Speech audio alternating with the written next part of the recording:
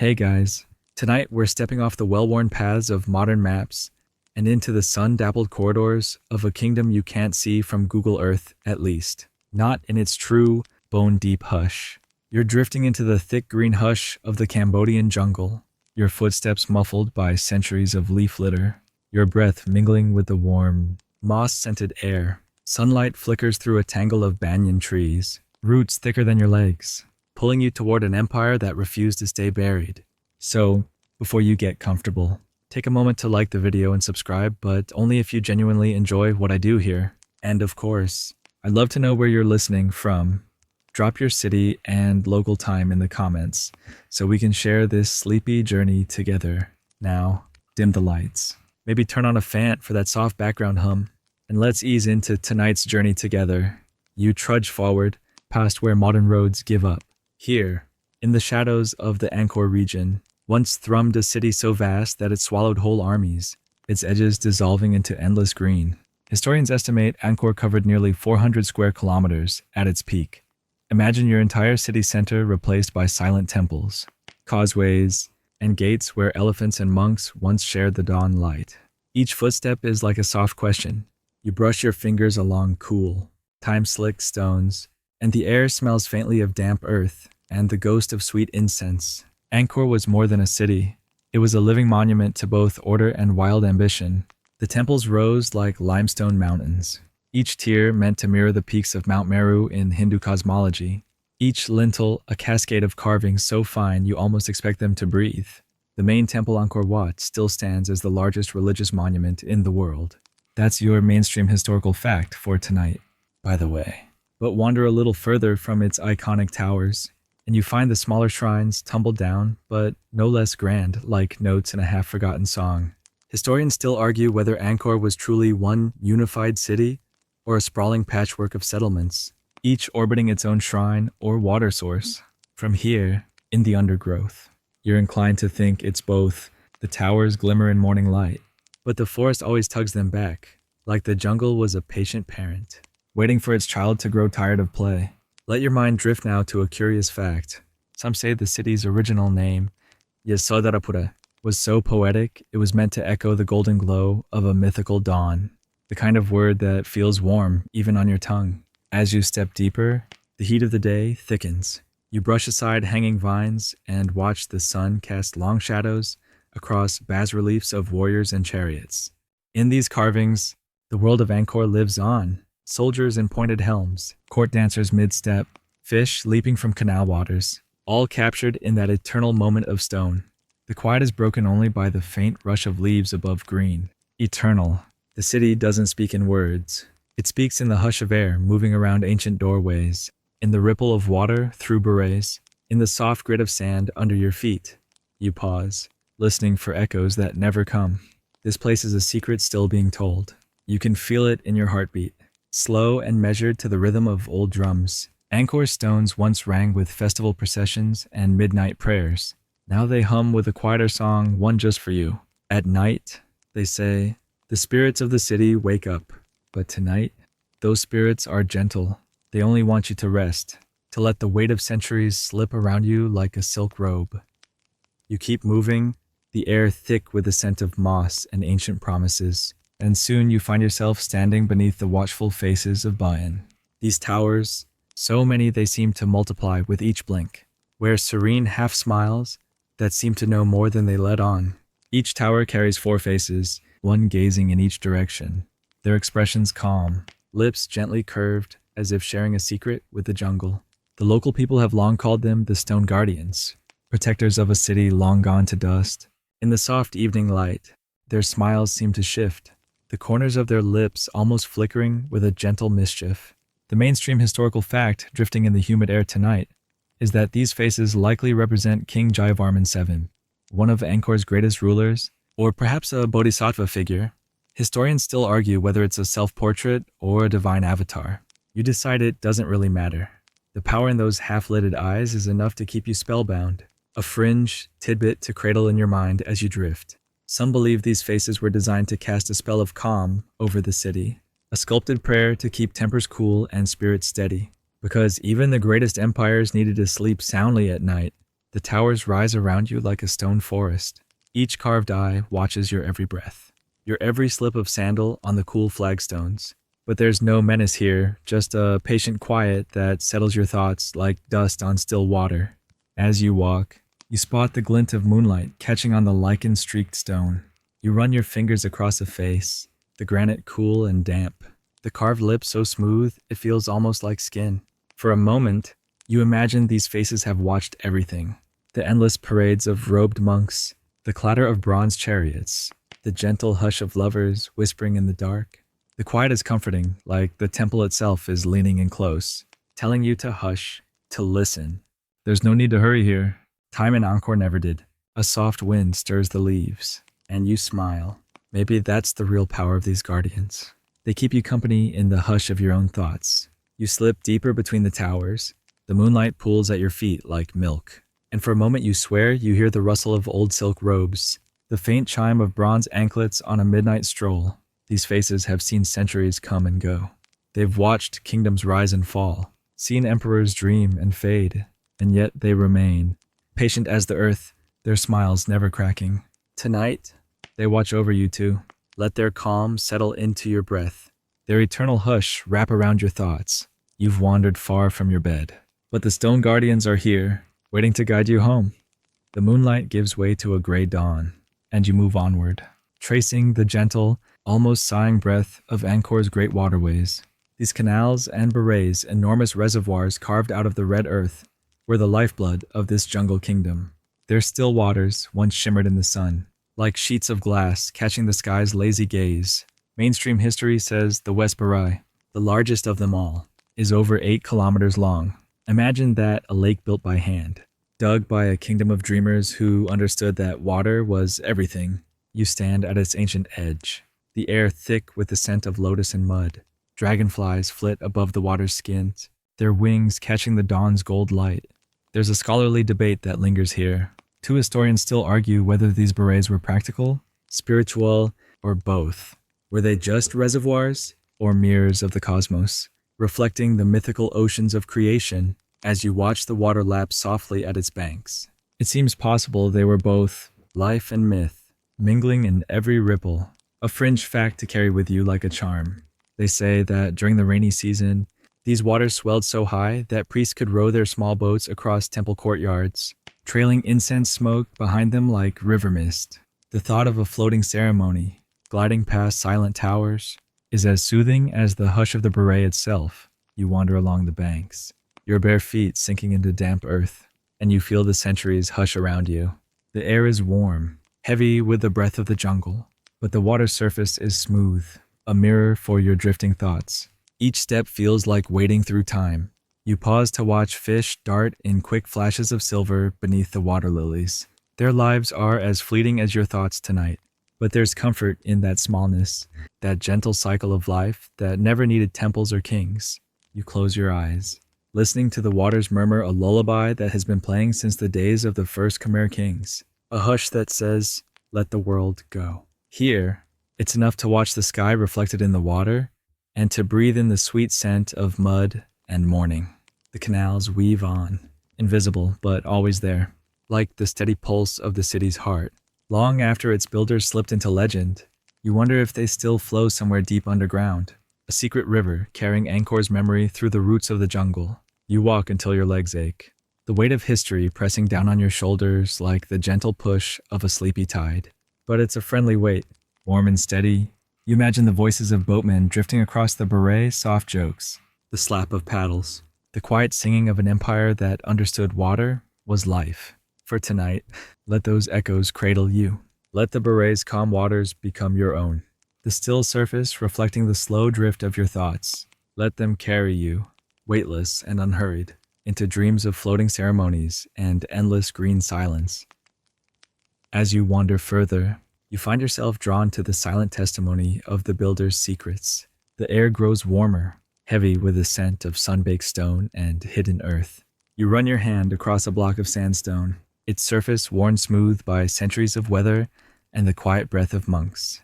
This stone laterite, with its deep, rusty red, was quarried from far beyond these forests. Angkor's builders carried it on the backs of elephants and men, across rivers and dense jungle, to craft the temples that still cradle the dawn. Mainstream history marvels at the sheer scale of it, the weight of thousands of tons, the human will that turned marshland into myth. But there's a fringe tidbit here, one that drifts through your mind like a mischievous spirit.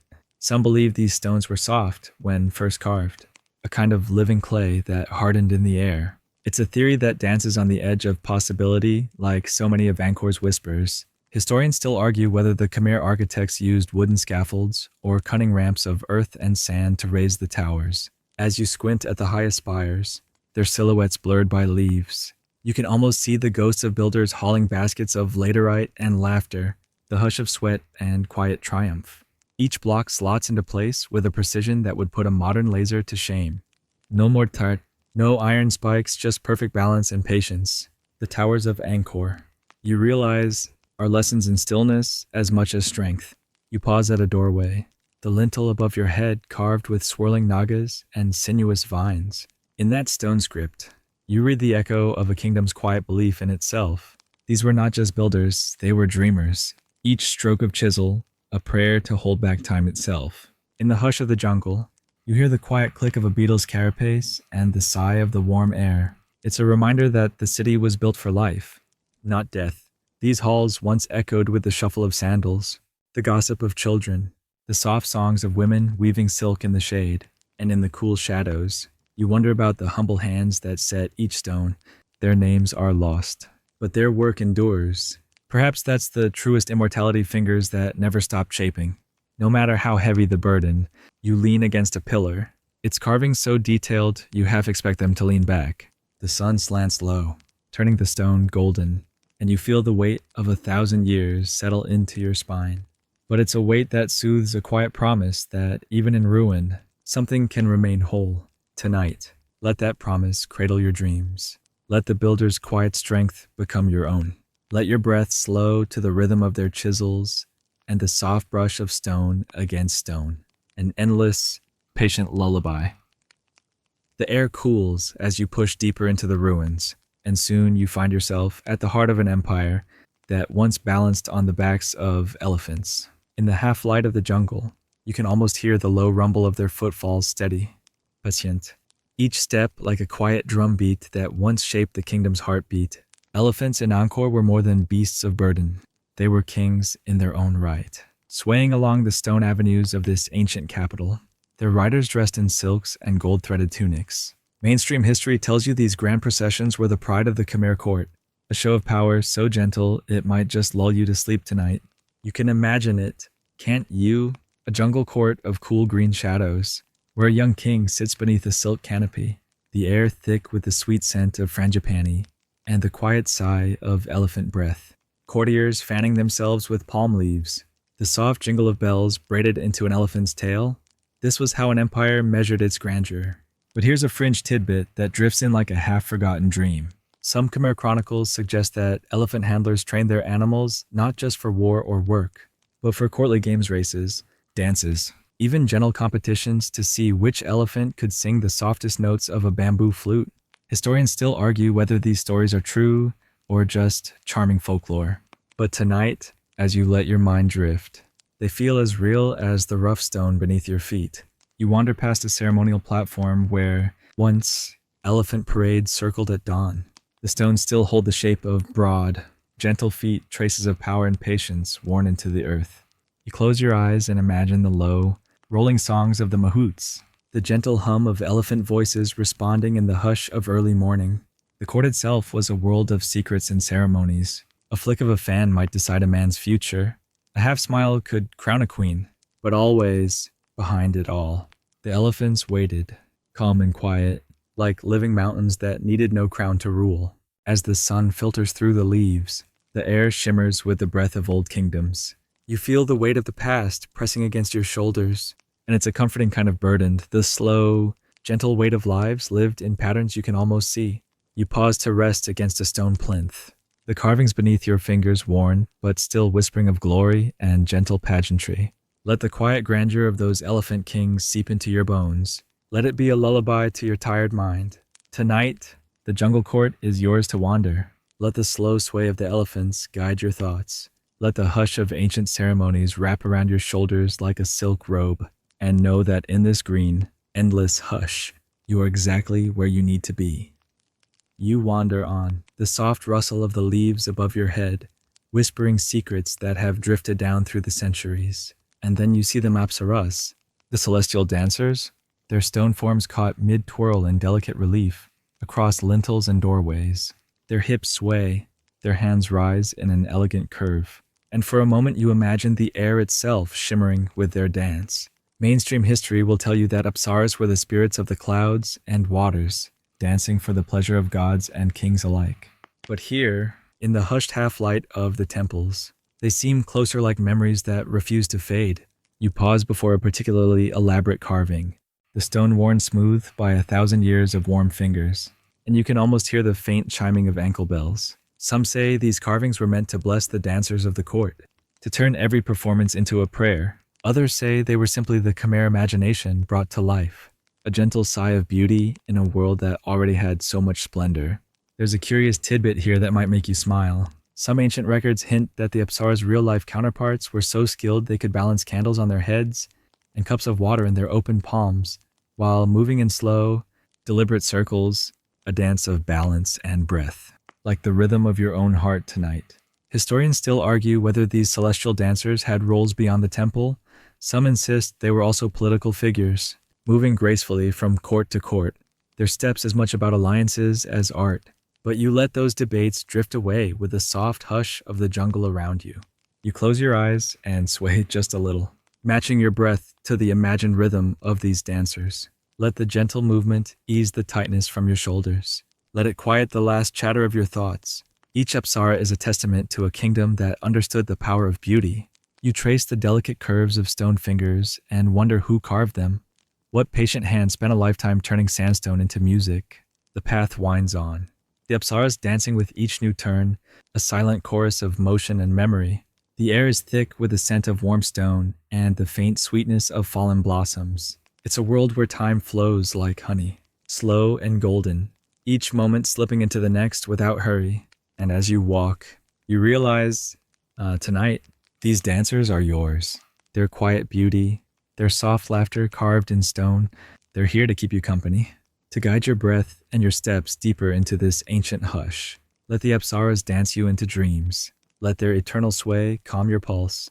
Let their still grace settle into your bones. In this gentle night, you're a guest at their endless performance, no applause needed, just the steady hush of the jungle and the slow beat of your own heart. The sun is high now, filtering through the canopy in dappled gold, and you find yourself standing in the shadow of ancient words, temple inscriptions, and half-buried libraries of stone. Each carving is a whisper from the past, and as you trace your fingers across the weathered letters, you can almost hear the slow scratch of chisel against stone. Mainstream history teaches that these inscriptions were the chronicles of kings, the records of conquests and ceremonies, taxes and temples, but for you tonight, they're gentle bedtime stories. Each line a lullaby of power and devotion. You lean closer, the air still and warm around you, and pick out the faint shapes of Sanskrit and Khmer script loops and slashes. Careful and deliberate, they speak of rice offerings and riverside markets, of celestial blessings and mortal worries. There's a quiet magic in knowing that these words have outlasted the voices that first spoke them, a fringe fact to cradle in your thoughts. Some temples are said to have once held hidden libraries, wooden shelves stacked with palm leaf manuscripts, their inked letters dark as midnight rain. Most of those manuscripts have long since returned to the earth, but the stories they held still drift through these stones. Historians still argue whether the Khmer truly read and wrote in daily life, or if writing was reserved for the priests and kings alone. You let that debate wash over you like a gentle breeze. Tonight, every carved word feels as intimate as a shared secret. You step deeper into the quiet of the temple, each footstep cushioned by centuries of soft dust. The air smells of warm stone and the faint sweetness of frangipani blooms that have snuck in through the cracks. In the half-light of a shrine, you find a carving of a monk reading by lamplight, his head bent in patient devotion. You smile. It's easy to imagine him there still, his slow breath keeping time with the flicker of flame. You run your hand along a panel of script so fine it seems to hum beneath your fingers. For a moment, it's as if the stones themselves are speaking to you soft and patient, in a language older than any you've ever learned. Let those quiet words settle into your bones.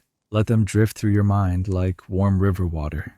Gentle and slow, there's no need to understand every syllable tonight. Just let the promise of those lost libraries and secret inscriptions cradle your dreams. In the hush of this stone library, you are a guest among ghosts who will never truly leave. The letters, the prayers, the half-forgotten names, they're all here to keep you company as the world beyond these ancient walls slips further away. Tonight, the only story you need is the slow dance of the jungle wind, the hush of breath through temple doorways, and the quiet music of these old, patient words. You move on, the air turning cooler as the path rises gently beneath your feet, and soon you stand at the base of Phnom Bakheng, the sacred mountain of Angkor. The temple rises above you, a quiet silhouette against the soft blue sky, its towers climbing higher with each tier like a staircase into the clouds.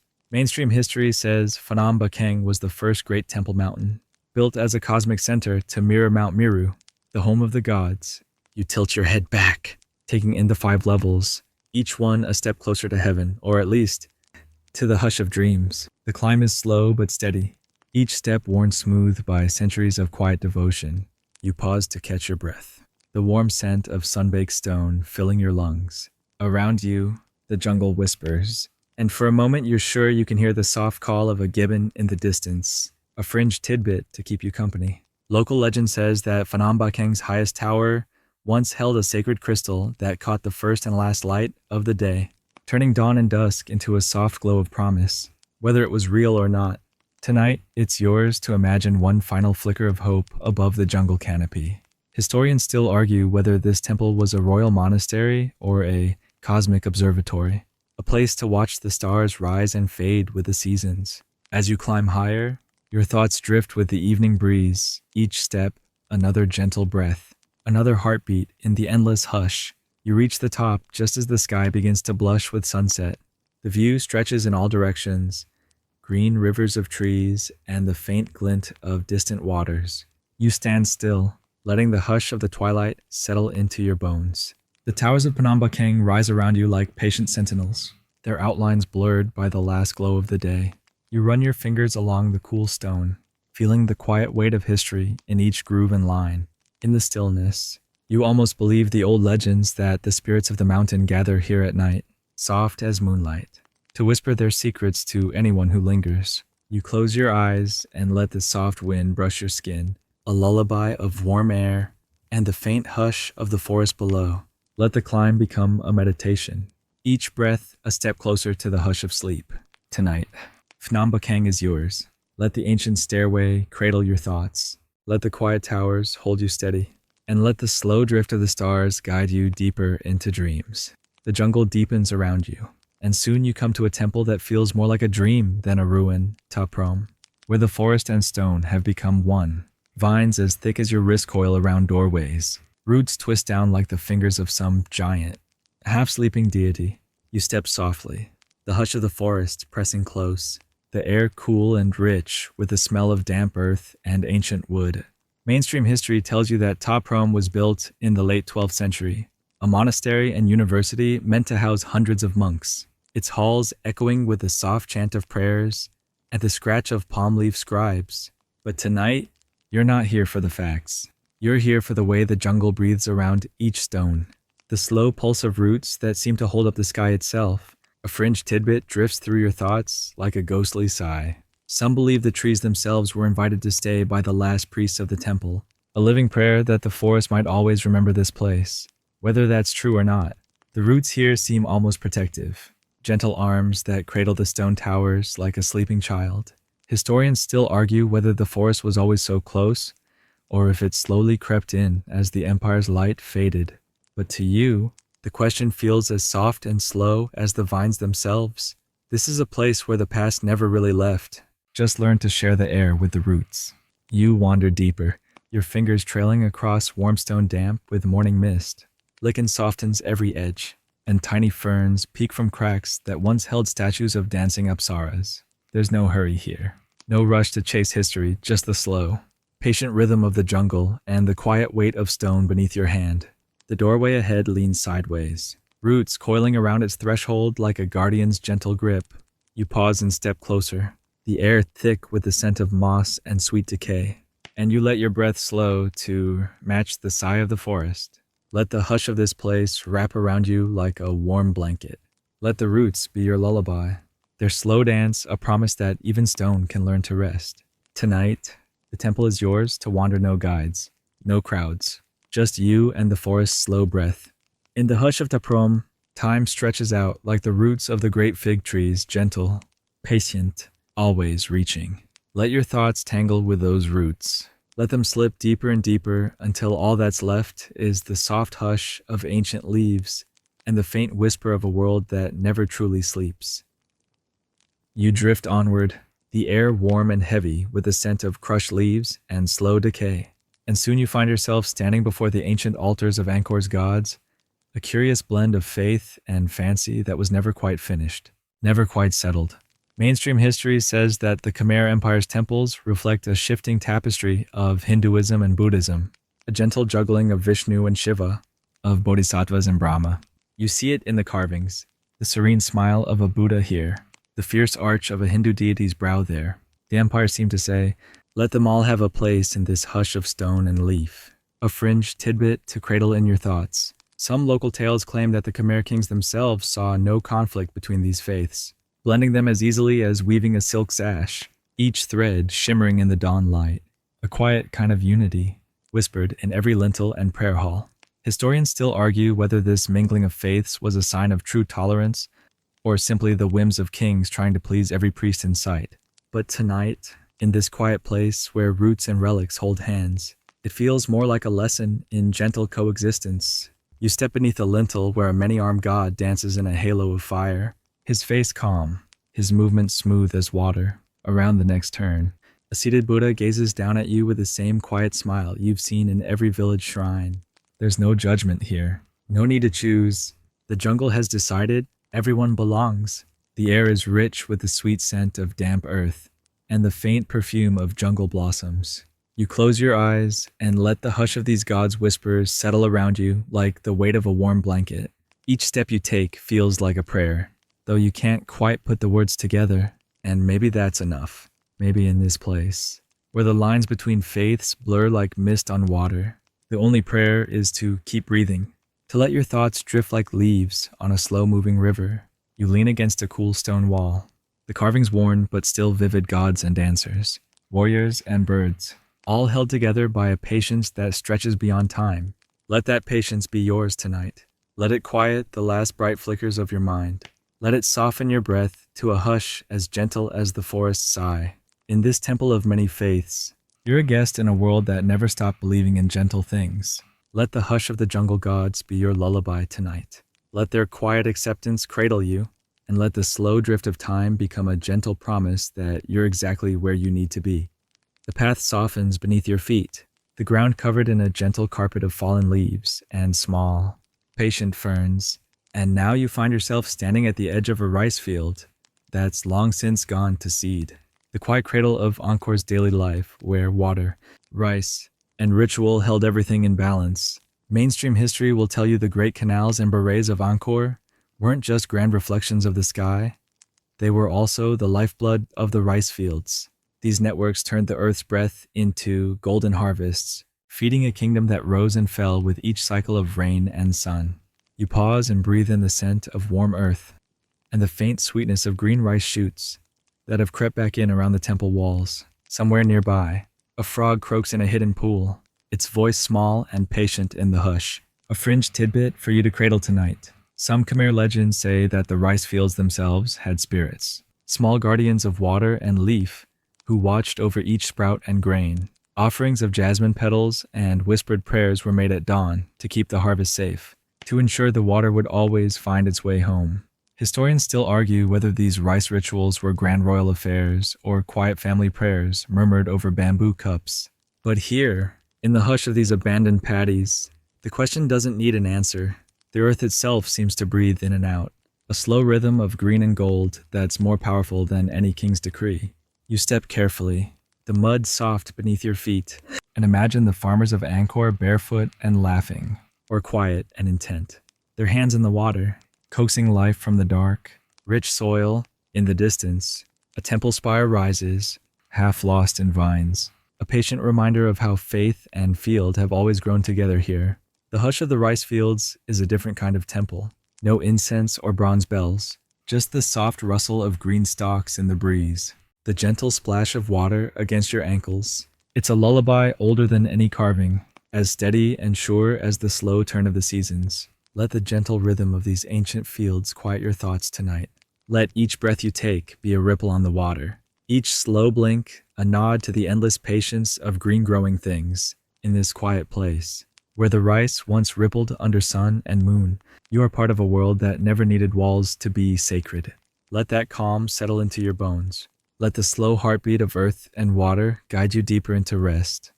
Tonight, let the ghostly shimmer of those rice fields cradle your dreams, their quiet promise of renewal and return. Let your breath slow to match the soft sigh of leaves and the gentle hush of the water, and let the world beyond these paddies slip away. You walk on, the hush of the rice fields fading behind you as the shadows deepen, and soon you come to a place where the jungle seems to hold its breath, an ancient gateway. Its stones worn smooth by centuries of footsteps, the air thick with the soft sigh of hidden stories. Here, in the twilight glow, you feel the weight of a question that has never really been answered. Why did Angkor fall? Mainstream history suggests many reasons war with rival kingdoms, the slow gnaw of drought that turned the canals to dust, or the quiet pull of trade routes that left Angkor's grandeur behind. Each theory, a soft thread in the tapestry of a kingdom's fading breath, a fringe tidbit that might give you pause. Some scholars believe that the empire's greatest strength, its careful, rigid order, became its greatest weakness. The very canals that fed its paddies could not bend with the changing rains. The temples, so strong and sure, were never meant to move with the jungle's endless sigh. Historians still argue whether the final blow came from within, whether court intrigue and gentle sabotage, rather than armies, brought the empire to its knees. But tonight, in this quiet place where vines curl around broken lintels and the air tastes faintly of wet earth and memory, the answers don't really matter. You pause before a gateway where the carving of a naga, its 7 heads fanned out like an ancient umbrella, smiles down at you with that same calm you've come to know so well. In the hush, it's easy to imagine the slow crumbling of a city's defenses, the quiet slipping away of a world that once held the sun in its hand. The air is warm and still. You close your eyes and let the sigh of the forest wash over you, a gentle tide of time and green shadows. You think of the builders who once shaped these stones, of the kings who once ruled from towers that scraped the sky, and you realize that nothing ever truly ends. In the hush of Angkor's fall, there's a softness, a gentle letting go that asks nothing of you but to keep breathing, to let the weight of old stones become a cradle for your thoughts. Tonight, let that hush be your comfort. Let the quiet questions settle into your bones. Let the soft rustle of leaves and the slow drift of roots become the only answers you need. In this place where an empire once held the world in its breath, let yourself drift, unhurried and unburdened. The jungle will keep its secrets, but it will also keep you safe. Let the roots and ruins be your lullaby, and let the world beyond these ancient gates fade away. You step away from the quiet hush of fallen gates, and find yourself on a path that meanders like a soft song, leading you past the edges of Angkor's memory. The night is deep now, the air sweet with the perfume of night-blooming jasmine, and the stars above flicker like distant lamps in the endless dark. Tonight, you're drifting through the echoes of empire, the way Angkor's bones have shaped the kingdoms that rose in its shadow. Mainstream history will tell you that later rulers, from Ayutthaya to the Nguyen lords, carried away pieces of these temple stone lintels, statues, even the quiet dignity of an empire's long sleep. But for you, this isn't about conquest or greed. It's about the way memories linger, the way each kingdom leaves a soft fingerprint in the hush of history, a fringe tidbit to keep you company. Some say the earliest tourists to Angkor, long before cameras and postcards, were pilgrims who believed the ruins still held a living breath, an echo of sacred power that could bless them on their way. Whether that's fact or hopeful fancy, tonight it feels real enough. Historians still argue whether these later kingdoms truly honored Angkor's legacy, or simply saw in its quiet grandeur a chance to carve their own names in stone. But in the hush of this night, the question seems gentle, a soft debate that will never find an end. You walk past a carving half lost in moss, a figure of a warrior king whose eyes still watch the world with patient calm. You wonder how many feet have stepped here since the Empire's last dawn. How many prayers have been whispered into the hush. The roots curl around every stone, but they also cradle them, as if even the jungle itself knows that some things are too precious to lose completely. You pause at the edge of a quiet pool, its water dark as velvet, and see the faint glimmer of starlight on its surface. The reflection is gentle, blurred by the hush of night and the slow drift of your breath. Let that shimmer be your lullaby. Let the slow swirl of water hold your thoughts steady as the ancient stones. The echoes of empire are not gone. They drift in every breeze that stirs the leaves, in every soft sigh of water against stone. Let them become your comfort tonight. A promise that even the greatest dreams leave traces in the quiet night air. Let your own breath become part of that hush, slow, steady, as patient as the roots that cradle these old bones. Let the weight of centuries soften your shoulders, and let the gentle echo of Angkor's legacy drift with you into sleep. The night grows deeper still as you drift along a narrow path flanked by crumbling walls and gentle pools of moonlight. There's a sense of quiet renewal here, a kind of patient devotion that hums in the hush of the forest. This is the place where modern hands meet ancient dreams, a slow restoration of stone and memory. Mainstream history says that in the early 20th century, French explorers and archaeologists rediscovered Angkor, hidden beneath the green hush of centuries. They arrived with sketchbooks and cameras, determined to piece together a puzzle of temples and towers. You pause for a moment and let the gentle irony of it all settle into your breath. The jungle had hidden Angkor's secrets so well that even the loudest voices of the modern world had to learn to whisper again. A fringe tidbit to cradle tonight. Some of those early explorers, captivated by the hush of the roots and the quiet dignity of the stones, wrote that Angkor was like a dream that never really ended. Their sketches, filled with tangled vines and half-fallen towers, were the first gentle maps back to a world that had waited so long to be remembered. Historians still argue whether these restorers honored Angkor's past or imposed their own dreams on its sleeping stones. But here, in the quiet glow of moonlight and memory, the debate fades to a soft murmur like the hush of water slipping through an ancient canal. You move closer to a scaffold, its wooden poles wrapped in vines, and watch the flicker of a lantern as a worker carefully lifts a fragment of stone back into place. There's something tender in that gesture, a promise that, even in ruin, there's hope. The air smells of warm earth and the faint tang of iron tools, but also of crushed jasmine, as if the flowers themselves wanted to bear witness to this quiet revival. You let your breath slow, your eyes half closed, and imagine the generations of hands that have touched these stones, some to build, some to pray, some simply to remember. The hush of the night deepens, and you feel the weight of that care settle into your bones. Let it be your comfort tonight, the soft promise that even the most forgotten corners of the world can bloom again under patient hands. Let the gentle rhythms of restoration stone lifted, root eased back, memory reawakened, guide you deeper into dreams. Let them lull you with the slow, tender patience of those who understand that even the past deserves to rest. Tonight, let the quiet work of these modern caretakers become your own steady, slow, and gentle as the breath of the jungle itself. Let the world beyond this moonlit hush fade away, and let yourself drift in the soft cradle of stone and leaf. The path narrows to a quiet trail, where the moonlight glimmers like spilled silver on the worn stone, and the last of the old towers stand in patient rows. The air is soft and sweet with the night's breath, and you feel the hush of a city that once held thousands, now a kingdom of birdsong and shadows. You wander through a crumbling gateway, the lintel carved with dancers frozen mid-step. Their smiles so gentle, you're sure they're meant just for you.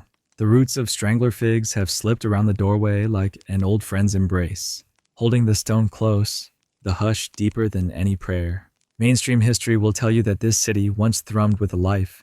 Markets filled with bright silk and copper pots, festivals where apsaras twirled in the torchlight, quiet gardens where lovers whispered beneath the banyan leaves. And here you are now, centuries later, and it's as if none of it ever truly left, a fringe tidbit to carry with you. Some of the old bas-reliefs show not just kings and gods, but quiet scenes of daily life, cooks tending fires, children playing in the dust, quiet smiles exchanged in the hush of temple courtyards. Historians still argue whether these moments were grand declarations of power or just gentle portraits of a kingdom that understood how precious even a single breath could be. You pause to lean against a stone, the air warm and sweet with a scent of crushed leaves and distant river water. The forest hums around you, crickets singing in the grass, the gentle murmur of a river somewhere beyond the tree line. You breathe deep and feel your shoulders soften, the weight of the world slipping away as the hush of the jungle settles into your bones. The last towers stand watch like quiet sentinels, their outlines blurred in the soft glow of the moon. Let them be your guardians tonight. Let their patient strength hold you steady. Let their slow, silent watch guide you deeper into dreams. Let your breath match the hush of the night, soft and steady as the roots that cradle these ancient stones. You close your eyes and let the world slip away, just for a while. Let the gentle sigh of Angkor's last watchful towers be the only sound you hear. Let the jungle's lullaby carry you into sleep soft as silk, endless as the hush of the ancient city. And now, as the final echoes of Angkor's patient whispers fade into the hush of the night, let your breath grow slow and deep. Let the weight of these ancient stones soften into the quiet cradle of your thoughts.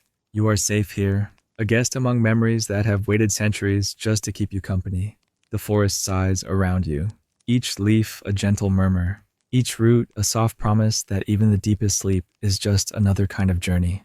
You feel the hush of the earth beneath your feet, steady and warm, and the slow drift of the river beyond the trees like the heartbeat of a world that never truly ends. Let your shoulders soften with each breath.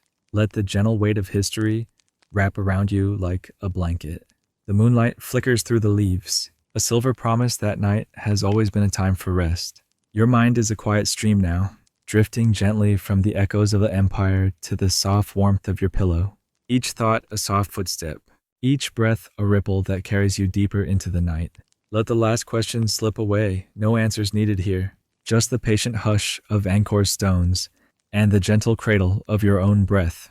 You are exactly where you need to be, held in the hush of a world that understands how to sleep, how to wait, how to dream. Let the weight of centuries slip away. Let the soft darkness become your lullaby. Sweet dreams. Hey guys, tonight we're slipping into the soft glow of oil lamps and the warm hush of an ancient marketplace. The Nile glimmers in the early morning light, the sails of traders' boats drifting slowly in the dawn breeze. You trudge along dusty streets lined with baskets of spices and jars of sweet resins, your breath full of the fragrance of crushed petals and ancient earth. This is the Egypt of perfumed dawns and scented dreams, a world where every breath is a secret promise. But let's be honest, you probably wouldn't survive more than a day in this bustling tangle of markets and whispers, especially not with the prices these perfumers charge. So, before you get comfortable, take a moment to like the video and subscribe, but only if you genuinely enjoy what I do here. And of course, I'd love to know where you're listening from. Drop your city and local time in the comments so we can share this sleepy journey together. Now, dim the lights. Maybe turn on a fan for that soft background hum, and let's ease into tonight's journey together. The first breath of the morning market is sweet and smoky, like honey poured over embers. You pause at a stall where a woman is grinding frankincense with a bronze pestle, the resin crumbling under her patient hands. She smiles faintly, the dust of crushed myrrh in her hair, and you can't help but lean closer to catch the scent warm, rich, and older than the dawn. Mainstream history tells us that Egypt was a land of luxury, and nowhere was that more evident than in its perfume trade. Scent was a language of power and promise, offering protection from disease, a hint of status, or simply a way to slip into the good graces of the gods.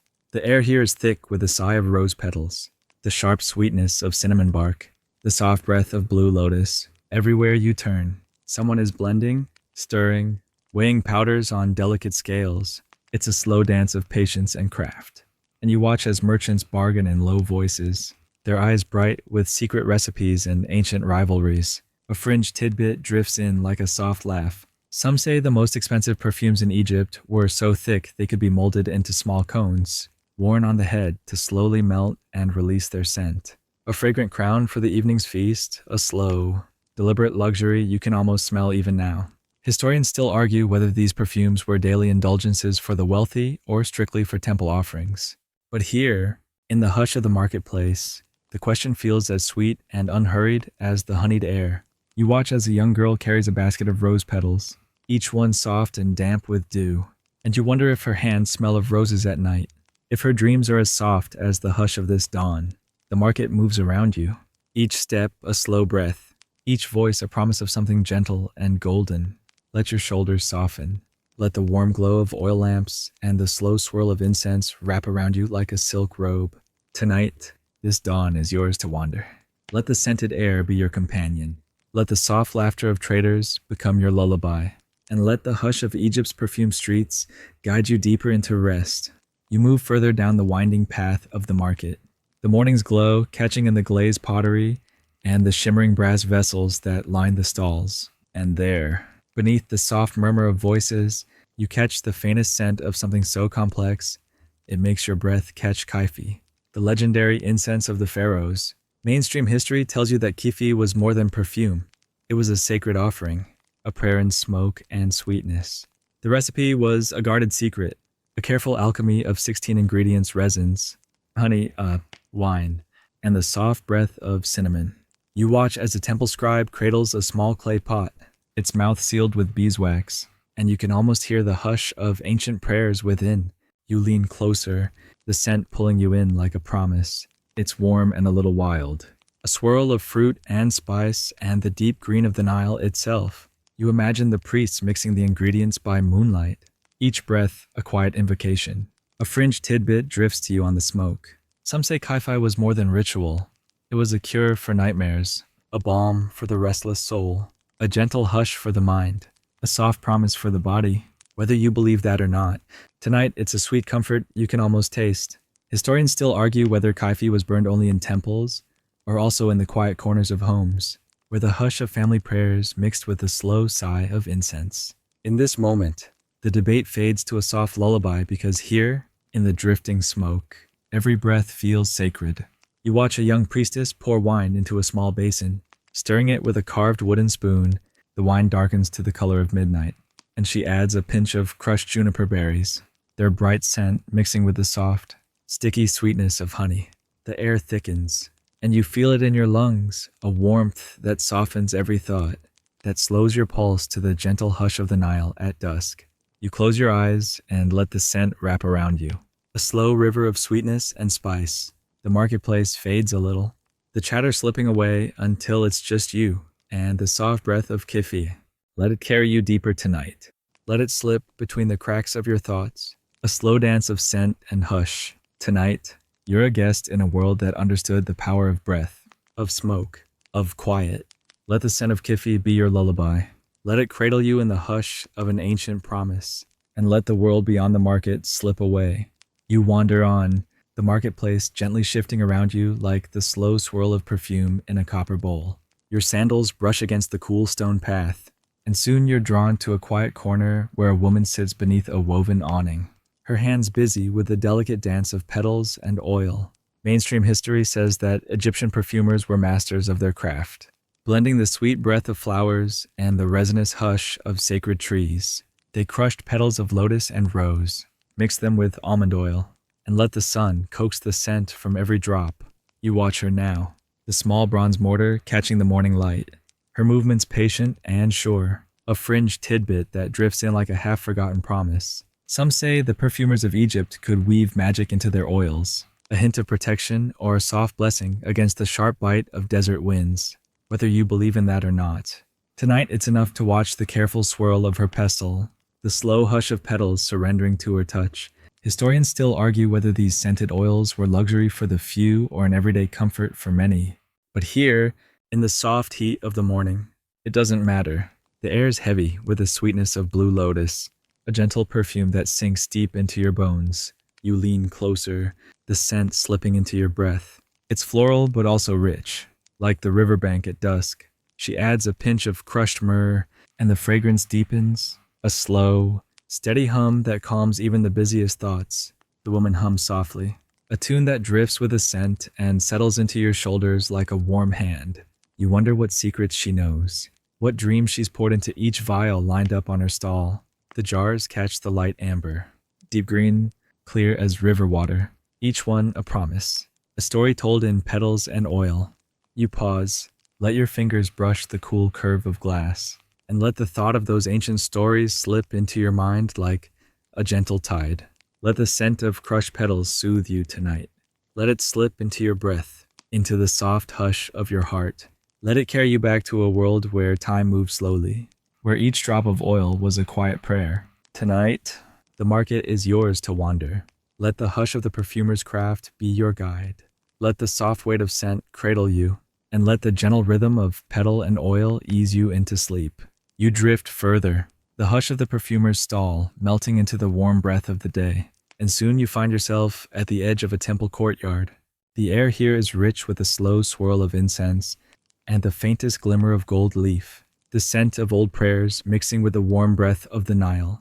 Mainstream history says that the temples of Egypt were more than places of worship. They were laboratories of scent, where priests and priestesses blended oils and resins as offerings to the gods.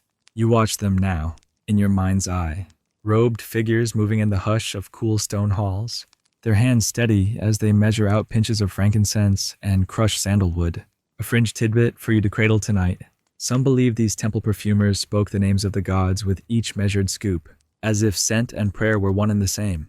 Whether that's true or not, it feels real enough in the warm air, where every breath tastes like history. Historians still argue whether these perfumes were meant for the gods alone, or whether the priests themselves were transformed by the hush of scent and ritual. But here, in the hush of the courtyard, the debate drifts away like smoke on the river. You wander deeper, the soft sound of sandals on stone, and you see a priestess stirring a copper basin of warm oil. The surface shimmers like dawn light on water, and she leans close to breathe in the sweet sigh of cedar and lotus. Her eyes close, and you almost see her lips move in a silent prayer. You watch as she anoints the smooth forehead of a statue with a single drop of oil, the air sweet with myrrh and rose. The hush deepens, and you feel your own breath slow to match the steady rhythm of the ritual. The temple is alive with quiet devotion, the soft shuffle of feet, the low murmur of chants, the warm glow of lamps flickering in shadow corners. You pause by a carved column, your fingers tracing the worn curve of a lotus petal, and you wonder how many prayers these stones have heard. Let the scent of the temple soothe you tonight. Let the hush of old rituals ease the weight from your shoulders. Let the slow drift of incense calm the last bright flicker of your mind. Tonight, you're a guest in a world that believes scent was sacred, a soft bridge between the world of the living and the endless hush of the gods. Let that thought cradle you as you drift deeper. Let the sweet weight of perfumed air be your lullaby. The river beyond the temple sighs in the distance, and you let that sigh slip into your bones. Let the night be as gentle as the hush of these ancient halls. Let your breath slow to the rhythm of oil and prayer, and let the world beyond these scented walls fade softly away. You step away from the temple's hush, the air growing richer as the sun climbs higher. The marketplace shifts around you, and soon you find yourself in a courtyard where a small group of artisans gathers, their laughter soft as the patter of water in the basins where they wash their hands.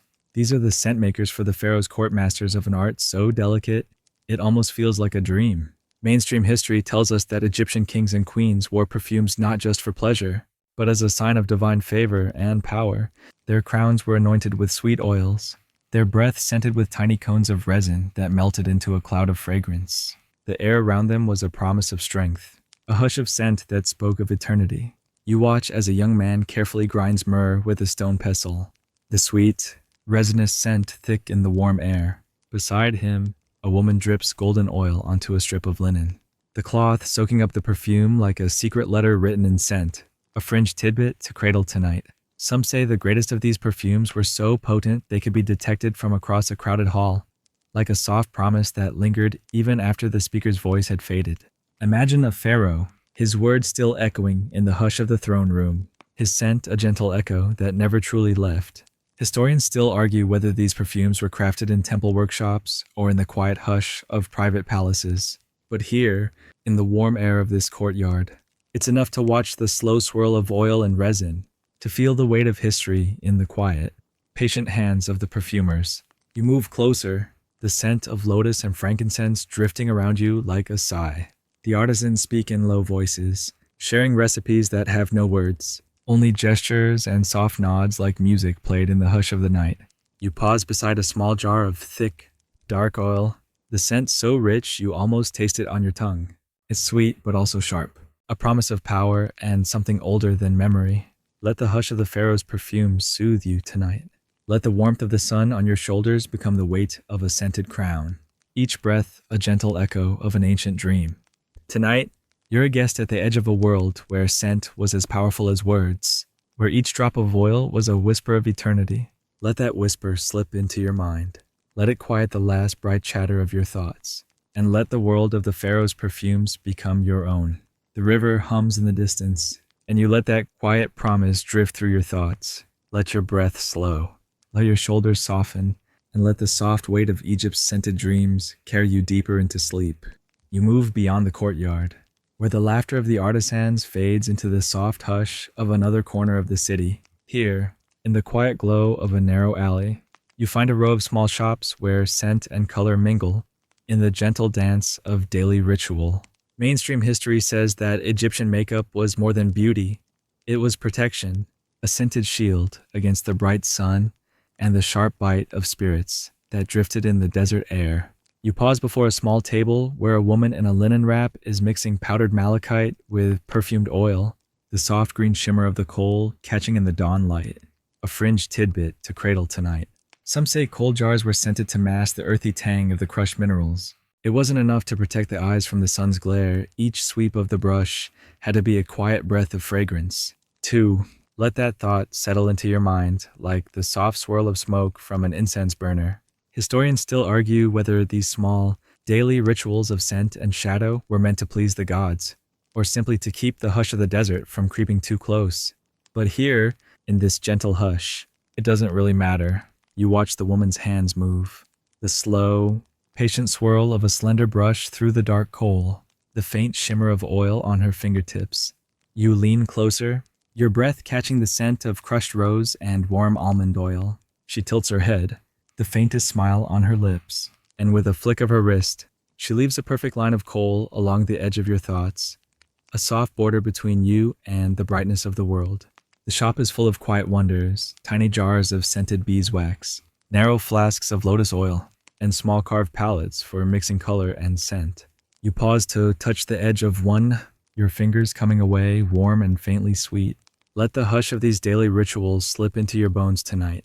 Let the gentle scent of crushed minerals and warm oil ease the last bright flickers of your mind. Let each slow movement of brush and oil become a lullaby, each breath a quiet promise that you are exactly where you need to be. Tonight, the city is yours to wander. Let the hush of the coal jar be your guide. Let the soft scent of the morning air carry you deeper into dreams. Let the world beyond these small, patient rituals fade into the sweet hush of Egypt's gentle secrets. You wander back out into the sunlit alleys, the hush of the coal jar still whispering at the edges of your thoughts, and find yourself in a street alive with the quiet energy of Egyptian women. They move like rivers through the market baskets balanced on their hips, jars of scented oils in their hands. The gentle sway of their steps, a lullaby in the hush of the morning. Mainstream history says that women in ancient Egypt played a central role in the trade and craft of perfumes, weaving scent into the fabric of their daily lives. You watch them now. A young woman in a pale linen dress stops to buy a small jar of blue lotus oil, her fingers lingering on the warm curve of the clay.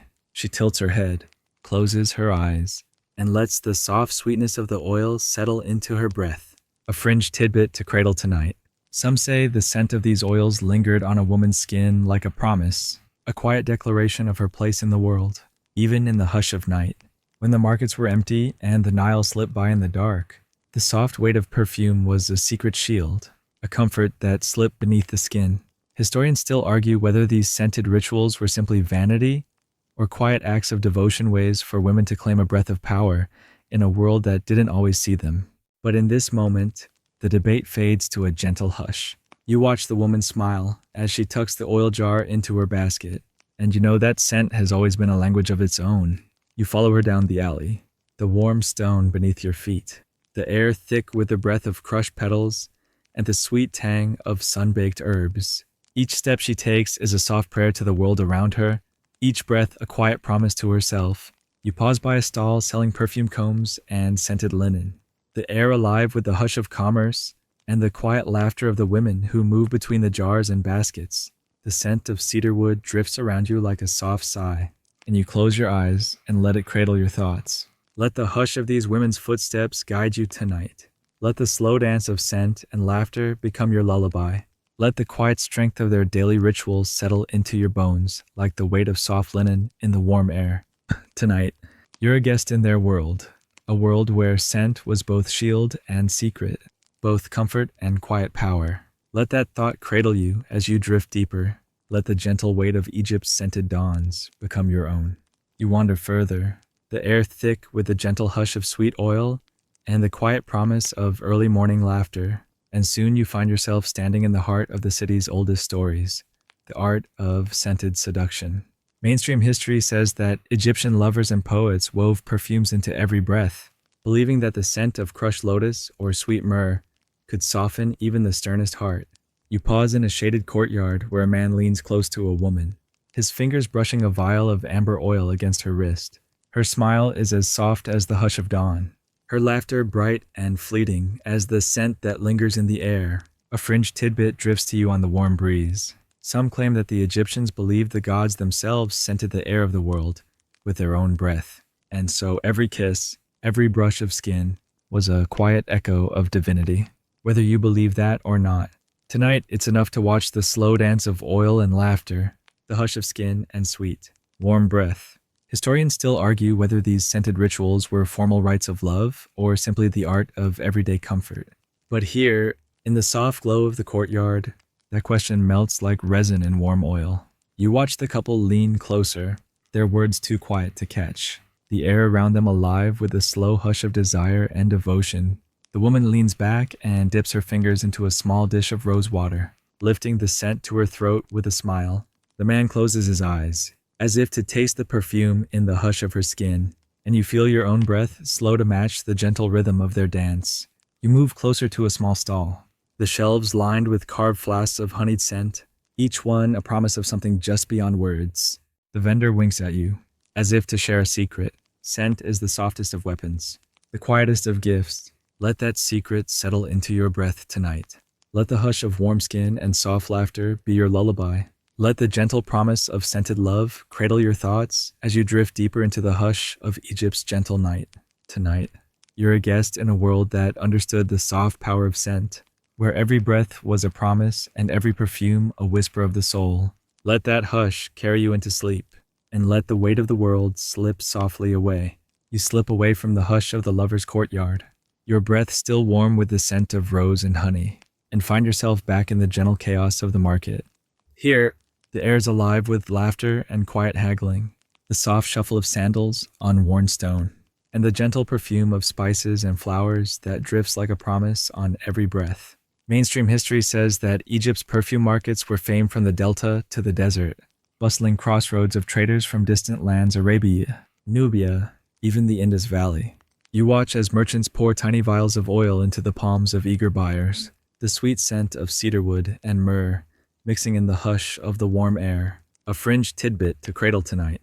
Some say the best perfumes were traded in secret, tucked into hollow reed flutes or slipped into hidden pockets of embroidered linen, a soft conspiracy of scent, a promise carried across the desert winds.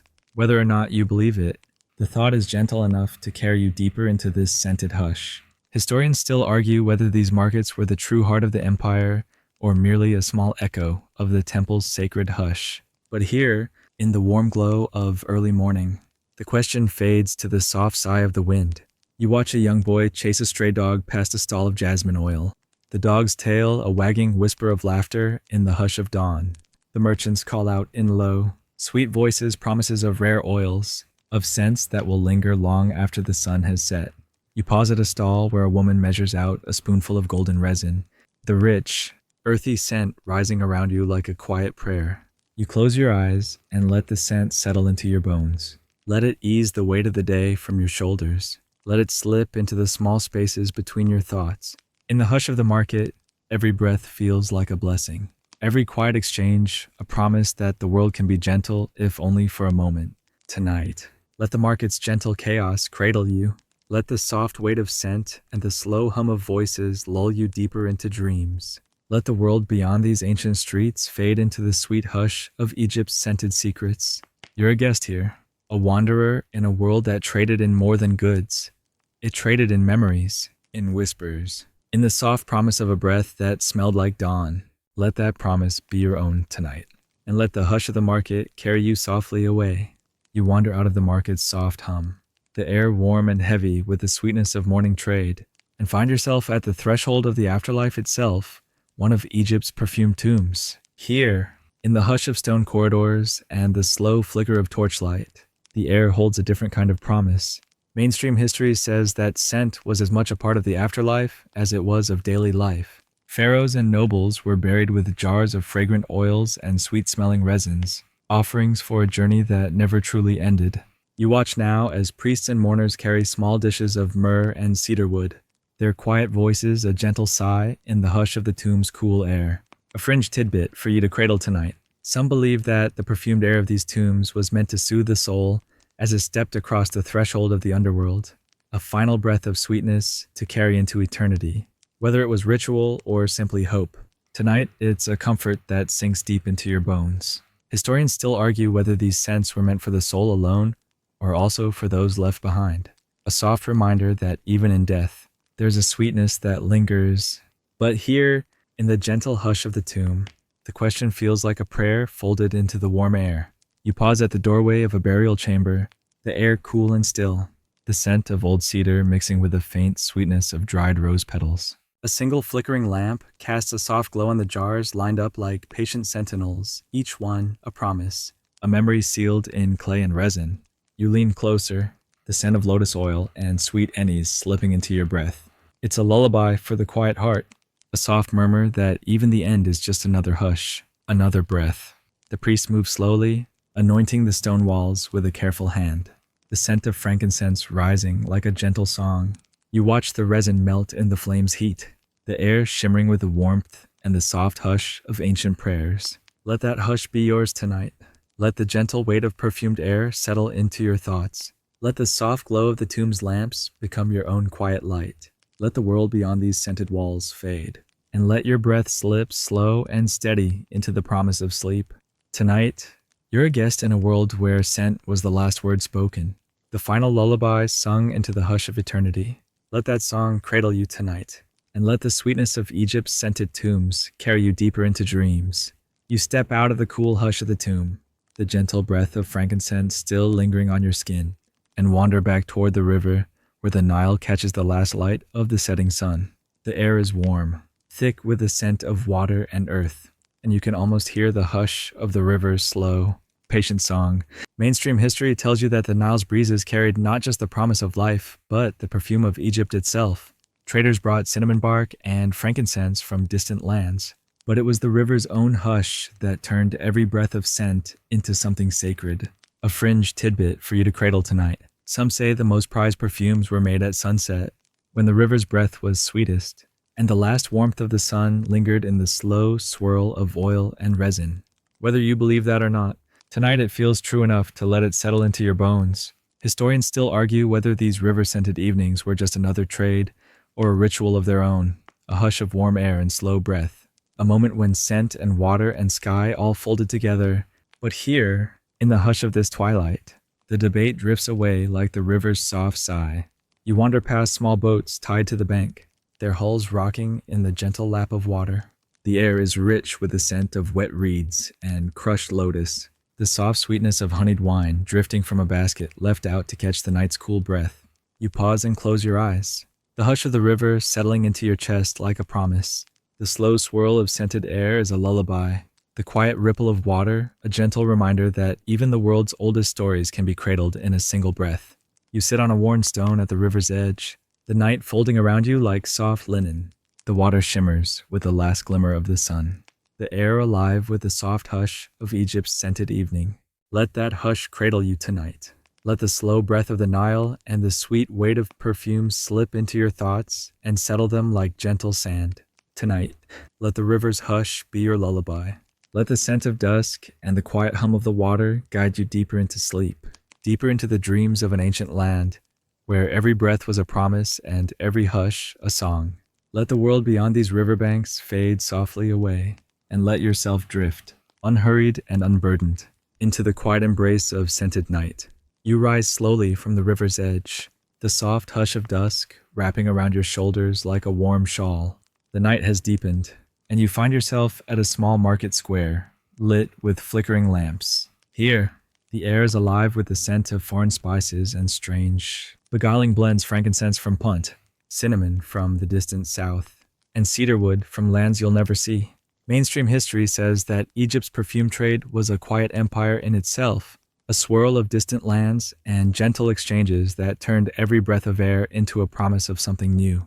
You watch as a merchant unpacks a crate lined with straw, revealing a small, dark jar of oil that shimmers in the lamplight like a secret, a fringe tidbit for tonight.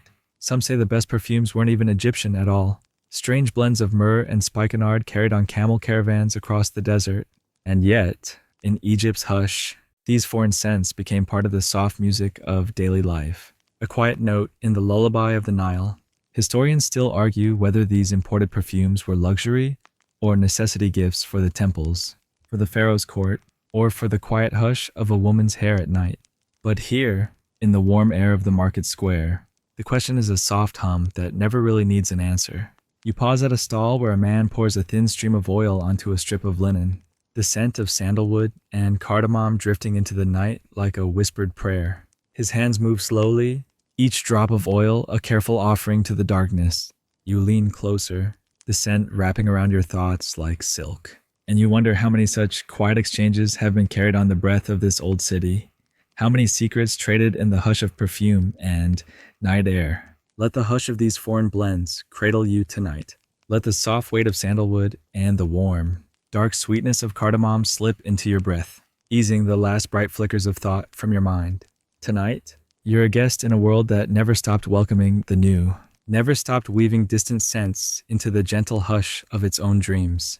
Let that welcome be yours tonight, and let the soft drift of foreign perfumes carry you deeper into the hush of Egypt's scented night. Let the quiet promise of trade and the soft weight of ancient scents be your guide as the world outside slips softly away. Let the hush of these market stalls and the gentle drift of foreign spice cradle you into dreams as sweet as the first breath of dawn. You drift past the market's final flickers of lamplight, the warm air carrying the last whispers of cardamom and cedar, and find yourself in a quiet courtyard where the perfumers themselves gather masters of their craft, the keepers of the softest of Egypt's secrets. Mainstream history tells us that Egyptian perfumers were more than merchants.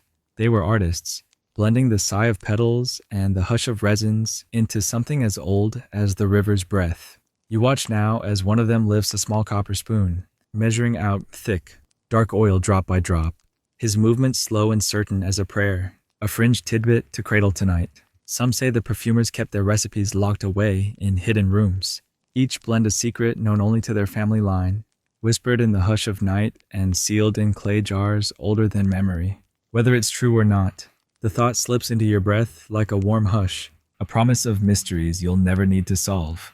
Historians still argue whether these perfumers were honored as priests or simply as humble artisans.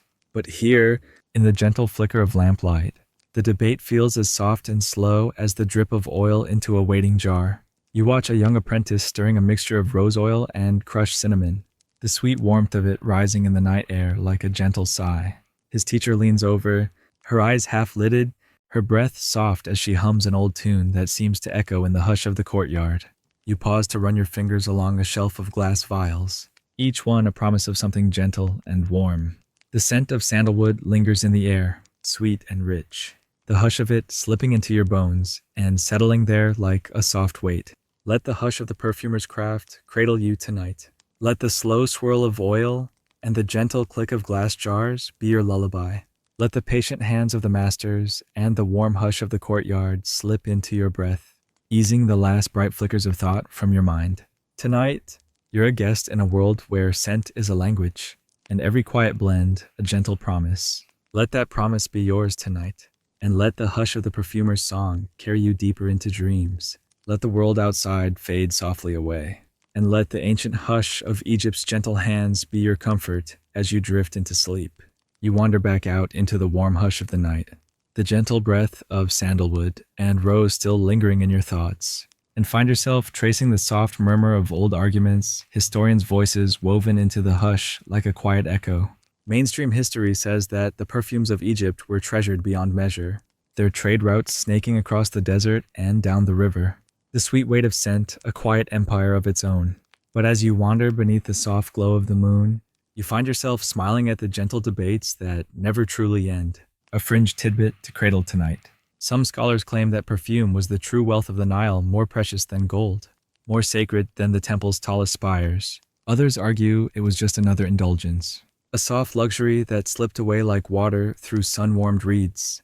The hush of those arguments drifts around you now, a soft murmur in the warm night air. Historians still argue whether the power of scent was held in the temple's rituals alone or in the quiet hush of every home that lined the river's slow curves.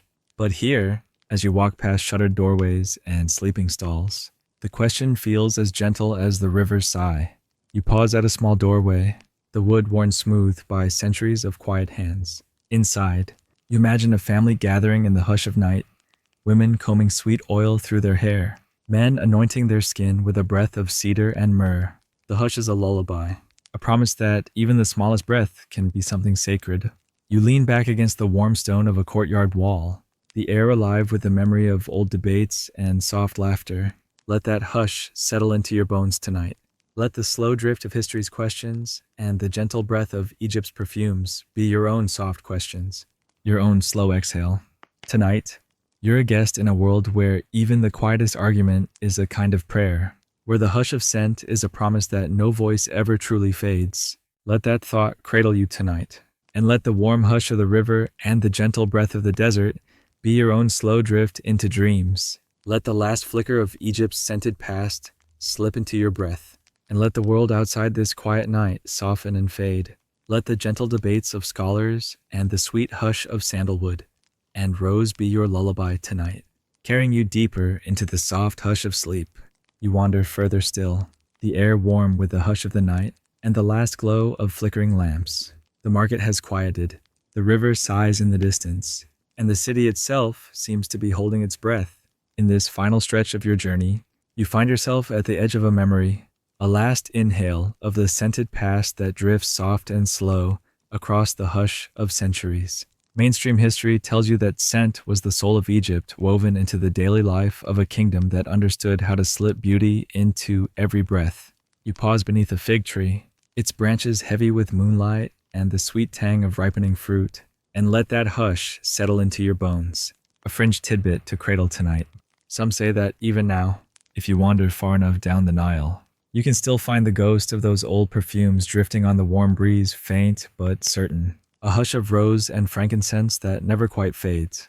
Whether you believe that or not, it's a comfort to hold as you settle into the gentle hush of the night. Historians still argue whether the scents of Egypt were simple adornments, or something older, an echo of a kingdom that never truly died. A lullaby that still hums in the quiet corners of the world. But here, in the soft darkness of this final breath, you let the questions fade. You let the hush of memory become your own.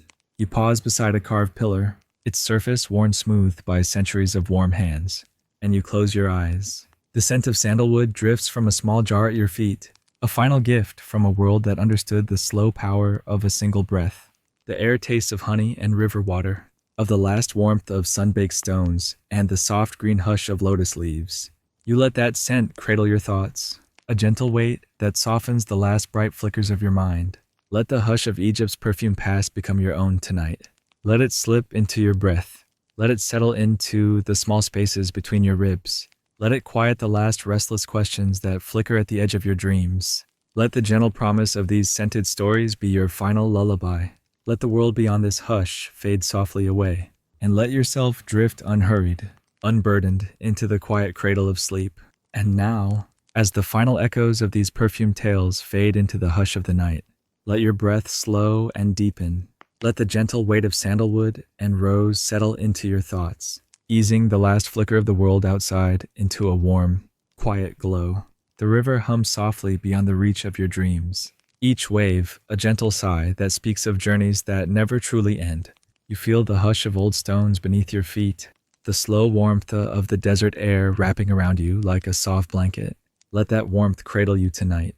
Let the memory of scented oils and patient hands be a promise of rest, of gentle sleep that drifts on the hush of ancient breath. The world outside these quiet streets can wait. Tonight, you are a guest of the past, held in the soft weight of Egypt's gentle dreams. Let each slow breath be a ripple on the river's surface, each blink a promise of stillness. The hush of perfume and the slow sigh of the Nile are all you need. Let your shoulders soften, let the weight of history slip from your back, and let the warm breath of ancient oils guide you deeper into dreams. There is no rush here, no noise, only the slow drift of your own breath. The quiet cradle of an ancient hush. Sleep well, wanderer. Let the soft, scented darkness be your pillow, and let the last promise of Egypt's gentle night carry you softly, sweetly away. Hey guys. Tonight, we're setting our feet in the gentle mud of the Euphrates at dawn, the air thick with the promise of barley and the soft hush of ancient Mesopotamian mornings. You trudge down to the river's edge, your breath mixing with the sweet tang of silt and the warm sigh of slow water. The sun is just a smear of honey light on the horizon, the first glimmers of a world where beer is more than drink, it's survival, it's comfort, and, frankly, it's the reason we're here at all. But let's be honest, you probably wouldn't survive more than a day trying to keep up with the brewing demands of these ancient folks. Before you get comfortable, take a moment to like the video and subscribe, but only if you genuinely enjoy what I do here. And of course, I'd love to know where you're listening from. Drop your city and local time in the comments so we can share this sleepy journey together. Now, dim the lights. Maybe turn on a fan for that soft background hum. And let's ease into tonight's journey together. The world of ancient beer is a gentle hush of barley fields and river water, of warm clay jars and the slow breath of yeast you can't see. The first scent of the day is green barley, fresh and damp, the soft promise of the first sip you'll never forget. Mainstream history says the Sumerians were the first to really crack the code of beer making, thousands of years before your local microbrewery even dreamed of it. Their gods, gentle Inanna and wise Ninkasi, were as much about the foamy comfort of barley beer as they were about the grandeur of temple walls. A fringe tidbit to cradle tonight. Some say beer was discovered by accident. A pot of barley left out in the sun just long enough to sing with the sweet breath of yeast. Historians still argue whether these first sips were a revelation or just a happy accident. But here at the river's edge, it doesn't matter. You dip your hand in the river. Feel the soft swirl of water around your fingers, and you can almost taste the promise of what's to come. The barley fields are waking behind you, each green stalk bending in the breeze like a gentle nod to the dawn. You pause and let the world slip quiet around you, the warm promise of fresh barley and the slow hush of the river's breath. Let that hush be your guide tonight. Let it slip into your thoughts, soft and sweet as the first sip of ancient beer. Let the world outside this gentle morning fade away. Tonight, you're a guest in a world that understood how to take the soft whisper of barley and turn it into comfort. Let that promise be yours as we wander deeper into the hush of the Euphrates dawn. You trudge from the river's edge, your sandals dusted with fine silt, and follow the soft murmur of barley fields waking in the morning light. The warm hush of dawn stretches over the land, and soon you find yourself in the gentle green sway of grain, each stalk nodding in the breeze, each breath of wind carrying the promise of the sweet brew to come. Mainstream history tells you that ancient Mesopotamian farmers were masters of barley. They coaxed it from the earth with the patient care of those who knew that every sip of beer was born in these fields. No temples or feasts without the hush of barley's breath. You watch them now, baskets slung over their shoulders, their hands moving slow and certain through the bright green stalks. A fringe tidbit to cradle tonight. Some say barley was so prized, it was measured not just in bushels, but in prayers. Each grain a small promise, each bundle a hymn to the river's quiet generosity. Whether you believe that or not, the thought drifts through your breath like the warm scent of straw in the sun. Historians still argue whether these fields were tended by family hands or the quiet work of laborers called by the temple's hush. But here, in the gentle sway of the barley, the debate fades like the last breath of dawn. You watch as the farmers bend to cut the stalks, their bronze sickles catching the morning light. The air is rich with the scent of green sweetness, of cut stems and the slow, patient breath of the earth. You pause to watch the small piles of barley grow, each one a promise of beer not yet born. The threshing floor is just ahead, a low, dusty circle where women with quiet smiles sing low songs as they lift the barley and let it fall, the chaff drifting away like tired dreams. You see the slow swirl of husks in the soft light, a hush of a movement that feels older than memory. You pause to let that rhythm slip into your thoughts. The soft shuffle of grain and the gentle sigh of morning air. Let it soothe the bright chatter of your day. Let it hush your breath to the slow, sweet lullaby of barley and sun. Tonight, you're a guest in a world that measured wealth not in silver or gold, but in the quiet weight of grain and the promise of the first sip. Let that promise cradle you as you drift deeper. The soft hush of barley fields, your gentle companion, as the world outside this ancient hush fades softly away. You follow the hush of the threshing floor, the soft swirl of chaff in the air, until you find yourself at the edge of an open courtyard where the real magic begins. Here, under the dappled shade of date palms, women gather around low wooden tables, their hands moving with the easy confidence of those who know that every quiet gesture is a step closer to the sweet hum of barley beer. Mainstream history tells you that Mesopotamian women were the keepers of the first brewing secrets, turning the soft sigh of grain into something you could taste on your tongue. You watch them now, their clay mortars resting in the crook of one arm, their pestles moving in slow, patient circles, grinding barley into a coarse, sweet mash that smells like the promise of home, a fringe tidbit to cradle tonight. Some say that this work was done to the quiet hum of half-sung prayers, soft words that slip from lips to ears to air, weaving the hush of barley into the gentle murmur of hope. Whether that's true or just another whisper of the past, tonight it's enough to let the rhythm of those words become your own. Historians still argue whether the grinding of barley was a humble household task or a sacred step in the brewing ritual itself. But here, in the warm hush of the courtyard, the debate feels as gentle and unhurried as the slow scrape of pestle against clay. You lean closer, your breath catching the sweet scent of crushed barley and the soft, earthy tang of clay. The women's laughter is low and easy, a hush of comfort that drifts between them like a warm breeze. You close your eyes and let that hush cradle your thoughts, the slow breath of barley and hope weaving into your own. The mash grows thicker in the bowls, warm and golden in the morning light. You pause to watch a young woman lift a handful of the soft, wet grains to her lips, tasting for sweetness, for the hush of barley's promise. She smiles, and you see in that smile 1,000 years of gentle wisdom, how to coax sweetness from the earth, how to turn the hush of river water and sun into a sip of comfort that never truly fades. Let that promise be yours tonight.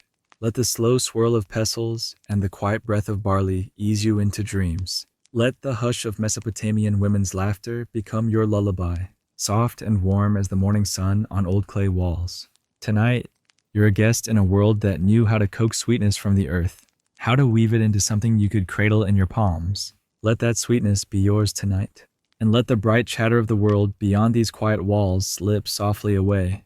You drift further into the courtyard's warm hush, past the low tables where barley is ground and laughter slips through the morning air, and find yourself at the edge of a cluster of clay jars, their wide bellies basking in the sun like sleepy cats. Here begins the true art of brewing, where earth, water. Mainstream history tells you these first brew pots were nothing fancy, humble clay vessels shaped by fingers and fire, each one a quiet testament to the gentle hush of daily life.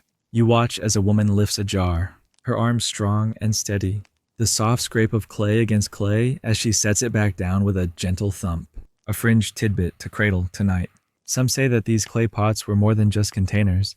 They were shaped with small thumbprints and soft lines that turned every brew into a prayer, a quiet echo of the potter's breath sealed into the vessel's warm curves. Whether you believe that or not, tonight it feels true enough to let it settle into the gentle hush of your own breath.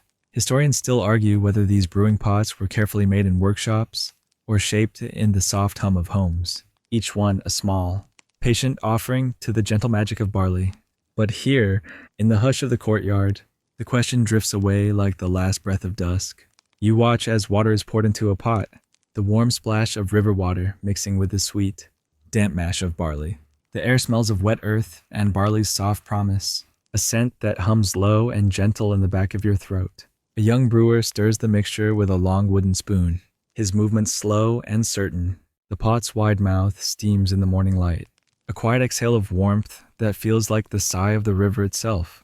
You close your eyes and let that hush slip into your thoughts. Let it ease the bright chatter of the day into something slow and soft. The brew pots sit in small circles, their bellies resting in warm ashes to keep the hush of heat alive. each one a quiet world of barley and river water, a slow promise of the first sweet sip that will come when the day is done. Let the hush of clay and river water soothe you tonight. Let the soft swirl of barley and steam become your lullaby. Each breath a promise of slow comfort and gentle dreams. Let the world beyond these simple jars slip away, and let the warm hush of Mesopotamian brewers' patience be yours tonight. Tonight, you're a guest in a world where every sip of beer was born in clay and river's hush, where each pot was a small, quiet promise of warmth. Let that promise cradle you, and let the sweet hush of ancient brew pots guide you deeper into the gentle river of sleep. You lean closer to the low ring of clay pots, the warm air shimmering with the scent of damp barley and river water, and watch as the slow dance of brewing begins. Here, beneath the patient gaze of the sun, water and barley swirl together in a hush of gentle motion, each soft ripple a promise that soon the sweet breath of beer will rise. Mainstream history says that ancient brewers understood the slow alchemy of heat and patience. They stirred the mash with long wooden paddles. The smooth curve of each stroke, a quiet lullaby that coaxed barley's sweetness into the river's hush. You watch them now, arms moving in slow, sure arcs, the air rich with the scent of grain and gentle steam. A fringed tidbit to cradle tonight. Some say that the best brewers listen for a soft song in the mash, a gentle hiss of steam and barley that told them when the heat was just right, when the river's breath had slipped into the pot. Whether you believe that or not, tonight it's enough to let the soft hiss of barley become your own lullaby. Historians still argue whether this brewing was done in small family circles or in quiet workshops that echoed with the murmur of temple priests. But here, in the warm hush of the courtyard, the debate drifts away like the soft sigh of morning air. You watch the brewers' hands as they move, the wooden paddle swirling slow and sure, the surface of the mash dimpled with tiny bubbles that catch the sun's light. You close your eyes and let that hush slip into your thoughts. Each swirl a quiet promise that sweetness can be coaxed from even the humblest grain. The pot steams softly, the scent of warm barley rising around you like a gentle blanket. You lean back against the rough clay of the courtyard wall, the cool surface a quiet anchor as the world beyond this hush slips softly away. Let the slow swirl of the paddle and the gentle hiss of barley cradle you tonight. Let each breath match the slow, patient rhythm of brewing, each sigh a promise of comfort and gentle warmth. Let the world outside these quiet pots fade into the soft hush of Mesopotamian mornings, where barley's slow magic wove comfort into every breath. Tonight, you're a guest in a world that understood how to coax sweetness from water and patience. Let that sweetness be yours. Let the soft breath of barley and the hush of warm clay lull you deeper into dreams. Let the gentle magic of ancient brewers' hands carry you softly, sweetly, into the quiet hush of sleep.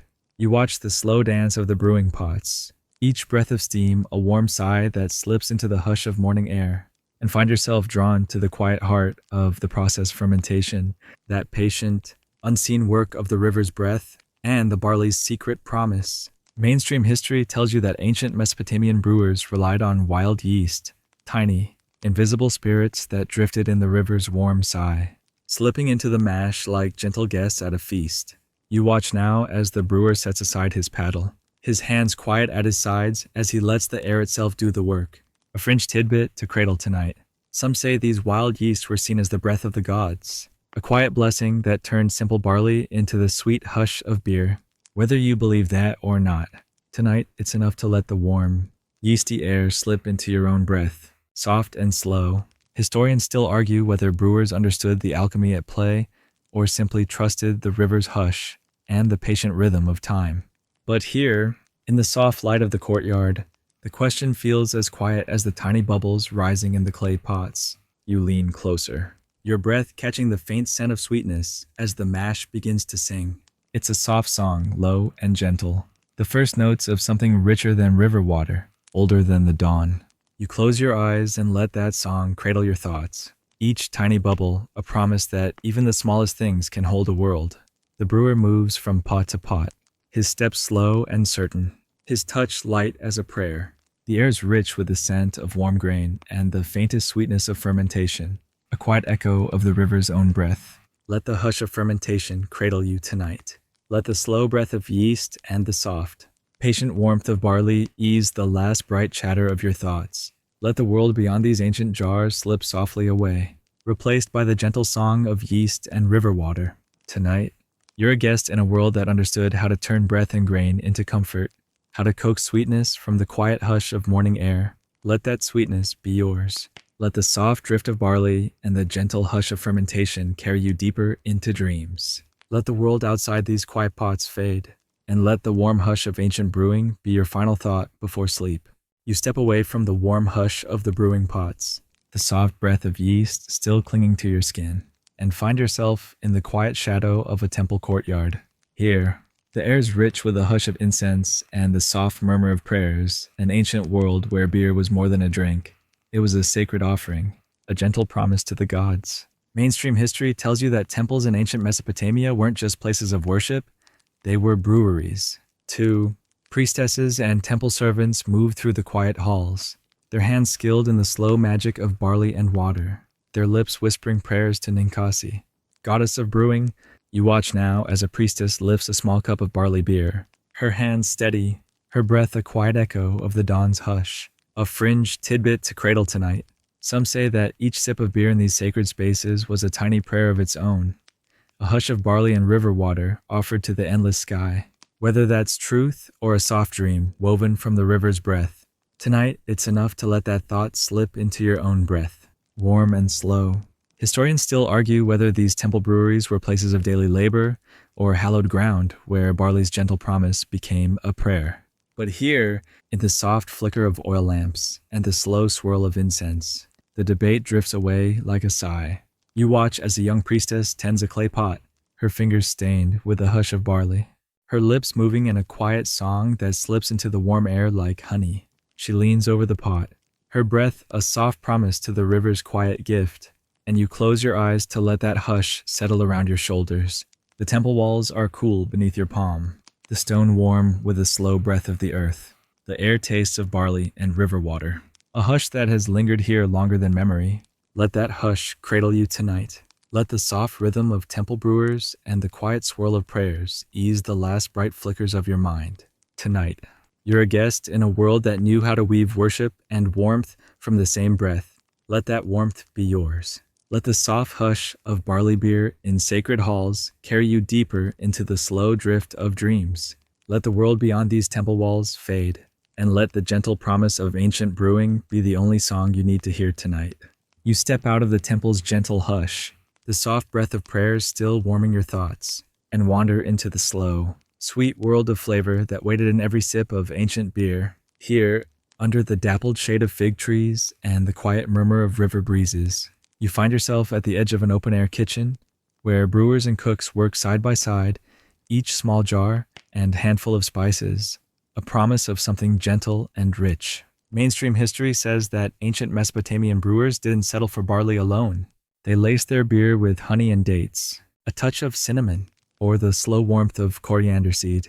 You watch now as a woman leans over a shallow dish, crushing a handful of dates into a sweet, sticky mash that glows in the soft light like amber, a fringed tidbit to cradle tonight. Some say that the best beers were thick and sweet enough to eat with a spoon, more like a soft porridge than the sharp, bright drink you might imagine. Whether you believe that or not, tonight it's enough to let the thought of those thick, sweet sips settle into your breath like a warm hush. Historians still argue whether these spiced and sweetened beers were only for festival days, or if they wove their gentle magic through the slow hum of daily life.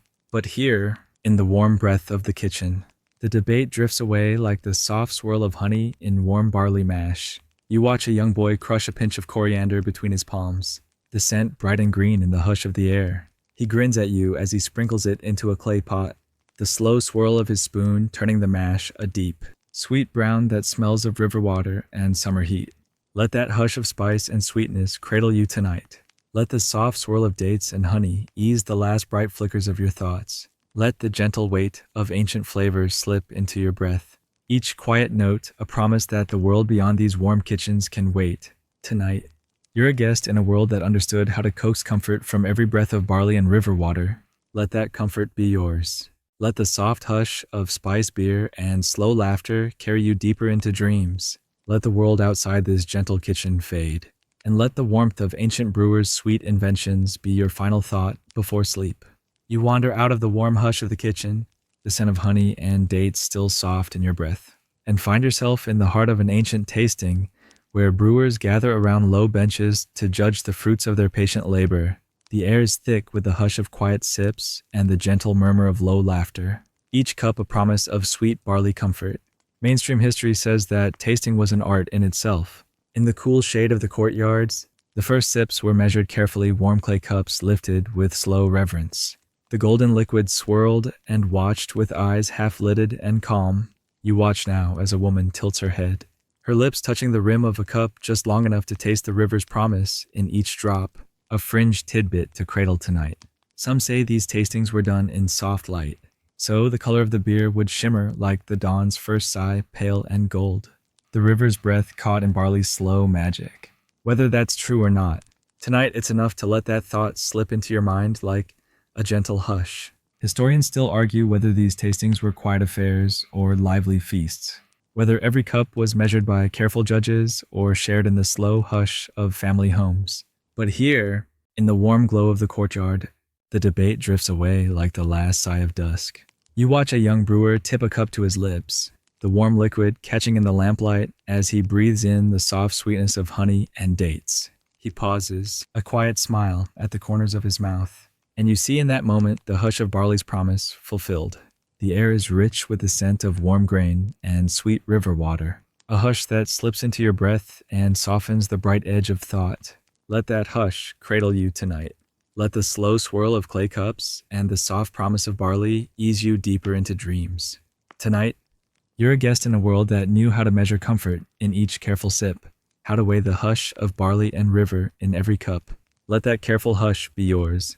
Let the soft laughter of ancient brewers and the warm breath of sweet beer carry you gently. Slowly, deeper into the hush of sleep, you slip away from the gentle swirl of cups and laughter, the soft breath of warm barley beer still clinging to your lips, and find yourself in the wide hush of Mesopotamia's great beer halls, where sweet sips and quiet cups were woven into the rhythm of daily life. Here, in the shadow of sun-baked walls and the hush of river breezes, you see that beer was not just a drink. It was a wage, a comfort, a slow breath of shared promise. Mainstream history says that barley beer was the pay for many who labored under the sun, each jar a quiet testament to the soft weight of work and the warm hush of evening's rest. You watch as workers gather around low tables, the clay cups passed from hand to hand, their laughter soft as the river's sigh, a fringed tidbit to cradle tonight.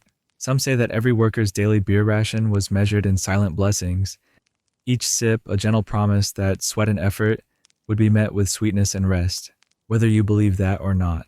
Tonight, it's enough to let that promise slip into your own breath, warm and slow. Historians still argue whether these beer halls were places of true rest or just another step in the long rhythm of labor and river water. But here, in the warm hush of barley's golden gift, the debate drifts away like the slow swirl of clay cups in waiting hands. You watch a group of stonecutters pause from their work, the dust of sun-baked bricks still clinging to their shoulders. They lift their cups together, the warm foam of barley beer catching the last light of the day. And in that moment, the hush of labor and the hush of river water become one. You pause to let that hush slip into your thoughts, to let the soft promise of barley's comfort cradle the weight of your own day. Let the warm breath of sweet beer and the slow swirl of laughter in dusty courtyards ease you deeper into the hush of dreams. Tonight, you're a guest in a world that measured each day's worth in the quiet promise of barley beer. Let that promise be yours. Let the hush of ancient work and the soft comfort of evening's rest carry you deeper into the hush of sleep. Let the world beyond these gentle cups fade, and let the slow breath of barley and river water be your final thought before dreams. You slip deeper into the hush of twilight, the soft laughter of the beer halls fading behind you like the last breath of river water, and find yourself at the heart of Mesopotamia's gentle feasts, where drinking was a slow dance of laughter and quiet games, a lullaby of sweet barley and warm night air.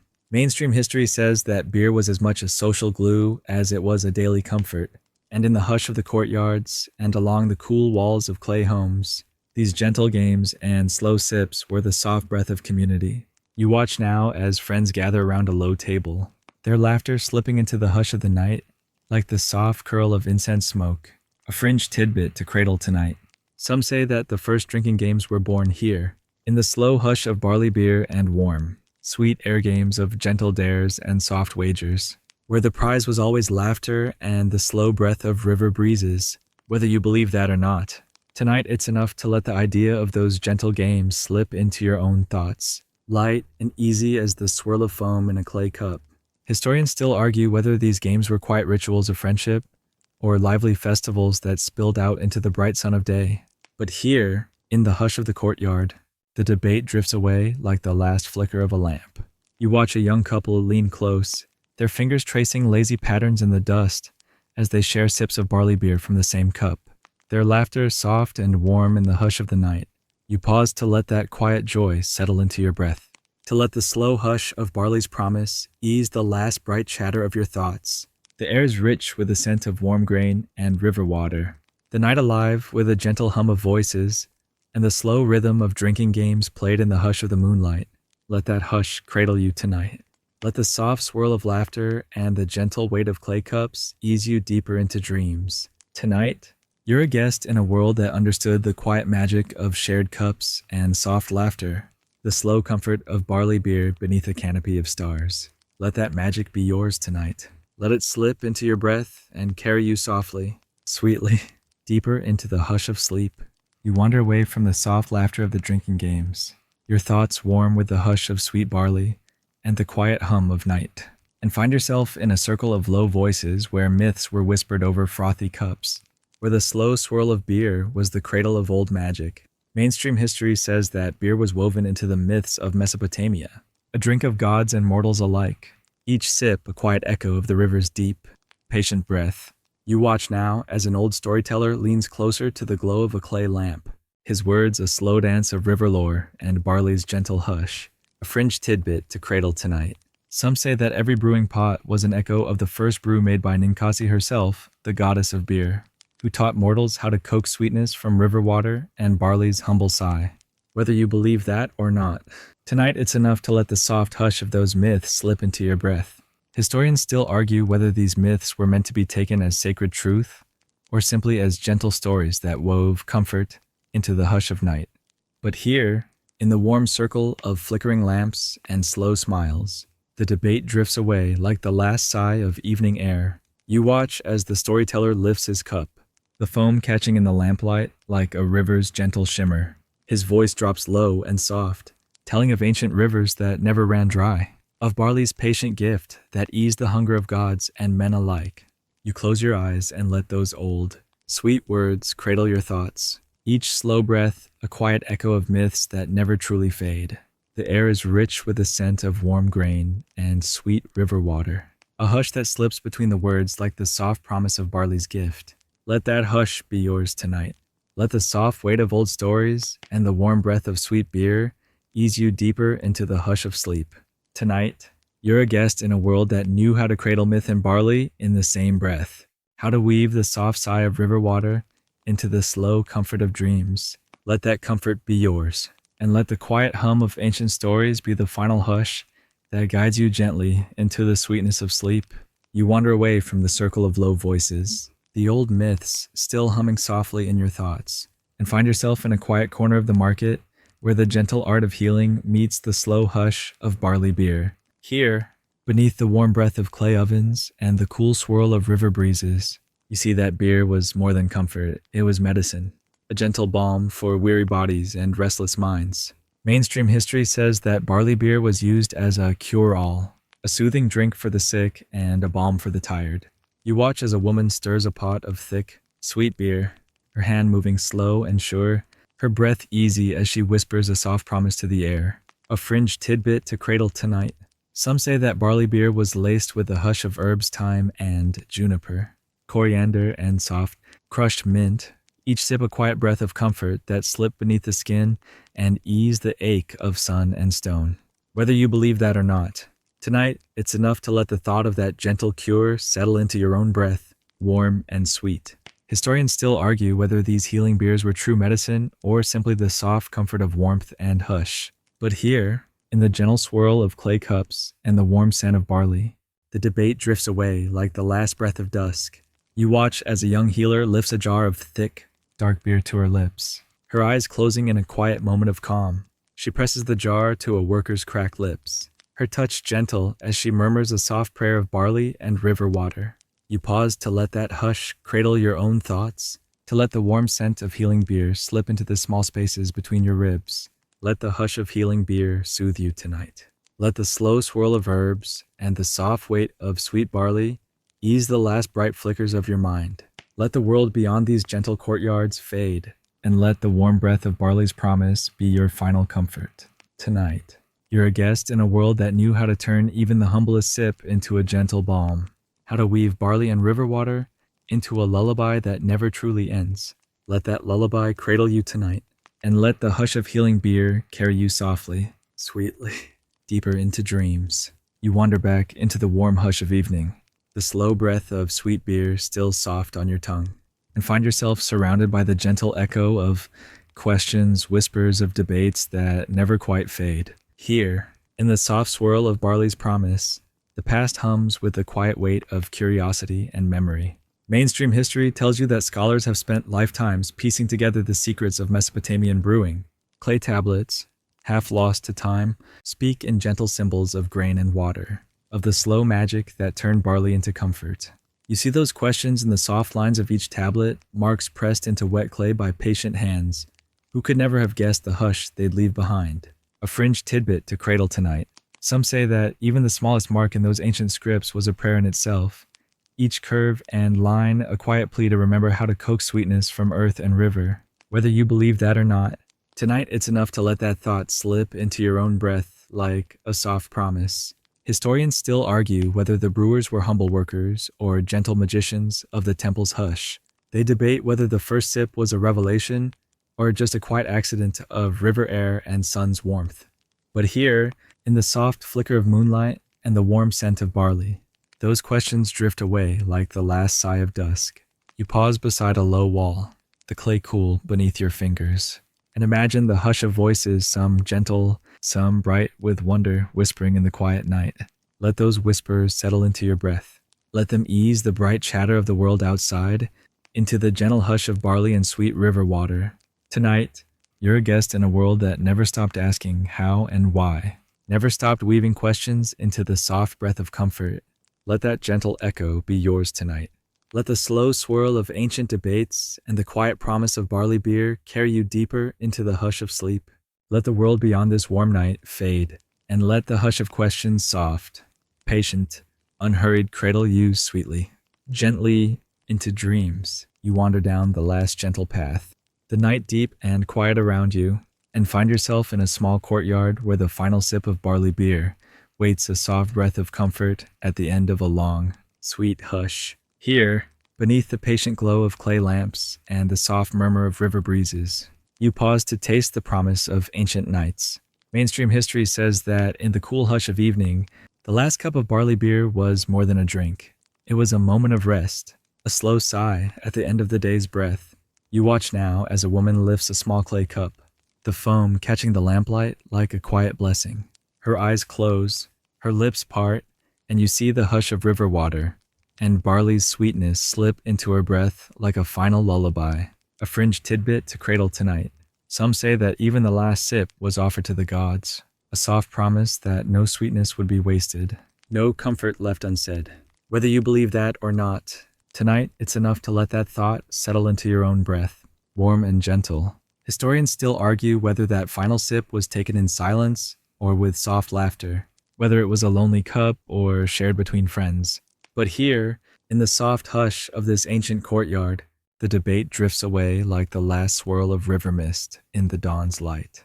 You lift an imaginary cup to your lips, let the warm sweetness of barley beer slip across your tongue, and taste the promise of rivers and fields, of laughter and soft moonlight. Let that promise be yours tonight. Let it settle into your breath, soft and slow, like the hush of water on warm stone. Let the last sip of barley beer be your gentle guide into dreams. Let the soft weight of sweetness and the quiet promise of ancient rivers cradle you as the world beyond this warm night fades. Let the hush of barley and river water be your final comfort. And now, as the last breath of barley's sweetness fades into the hush of the night, let your shoulders soften, Let the soft weight of river breezes and warm clay lull you deeper into rest. You are safe here, cradled in the slow swirl of barley's comfort and the gentle hush of ancient rivers. The world beyond these quiet courtyards can wait. Tonight, the only song you need is the soft murmur of barley beer in the hush of clay cups, the slow sigh of the river's breath, and the gentle promise of sleep. Let that song slip into your bones. Let it ease the last bright flickers of your mind into the soft cradle of night. The air smells of sweet grain and warm earth, the quiet comfort of river water, and the gentle breath of old clay.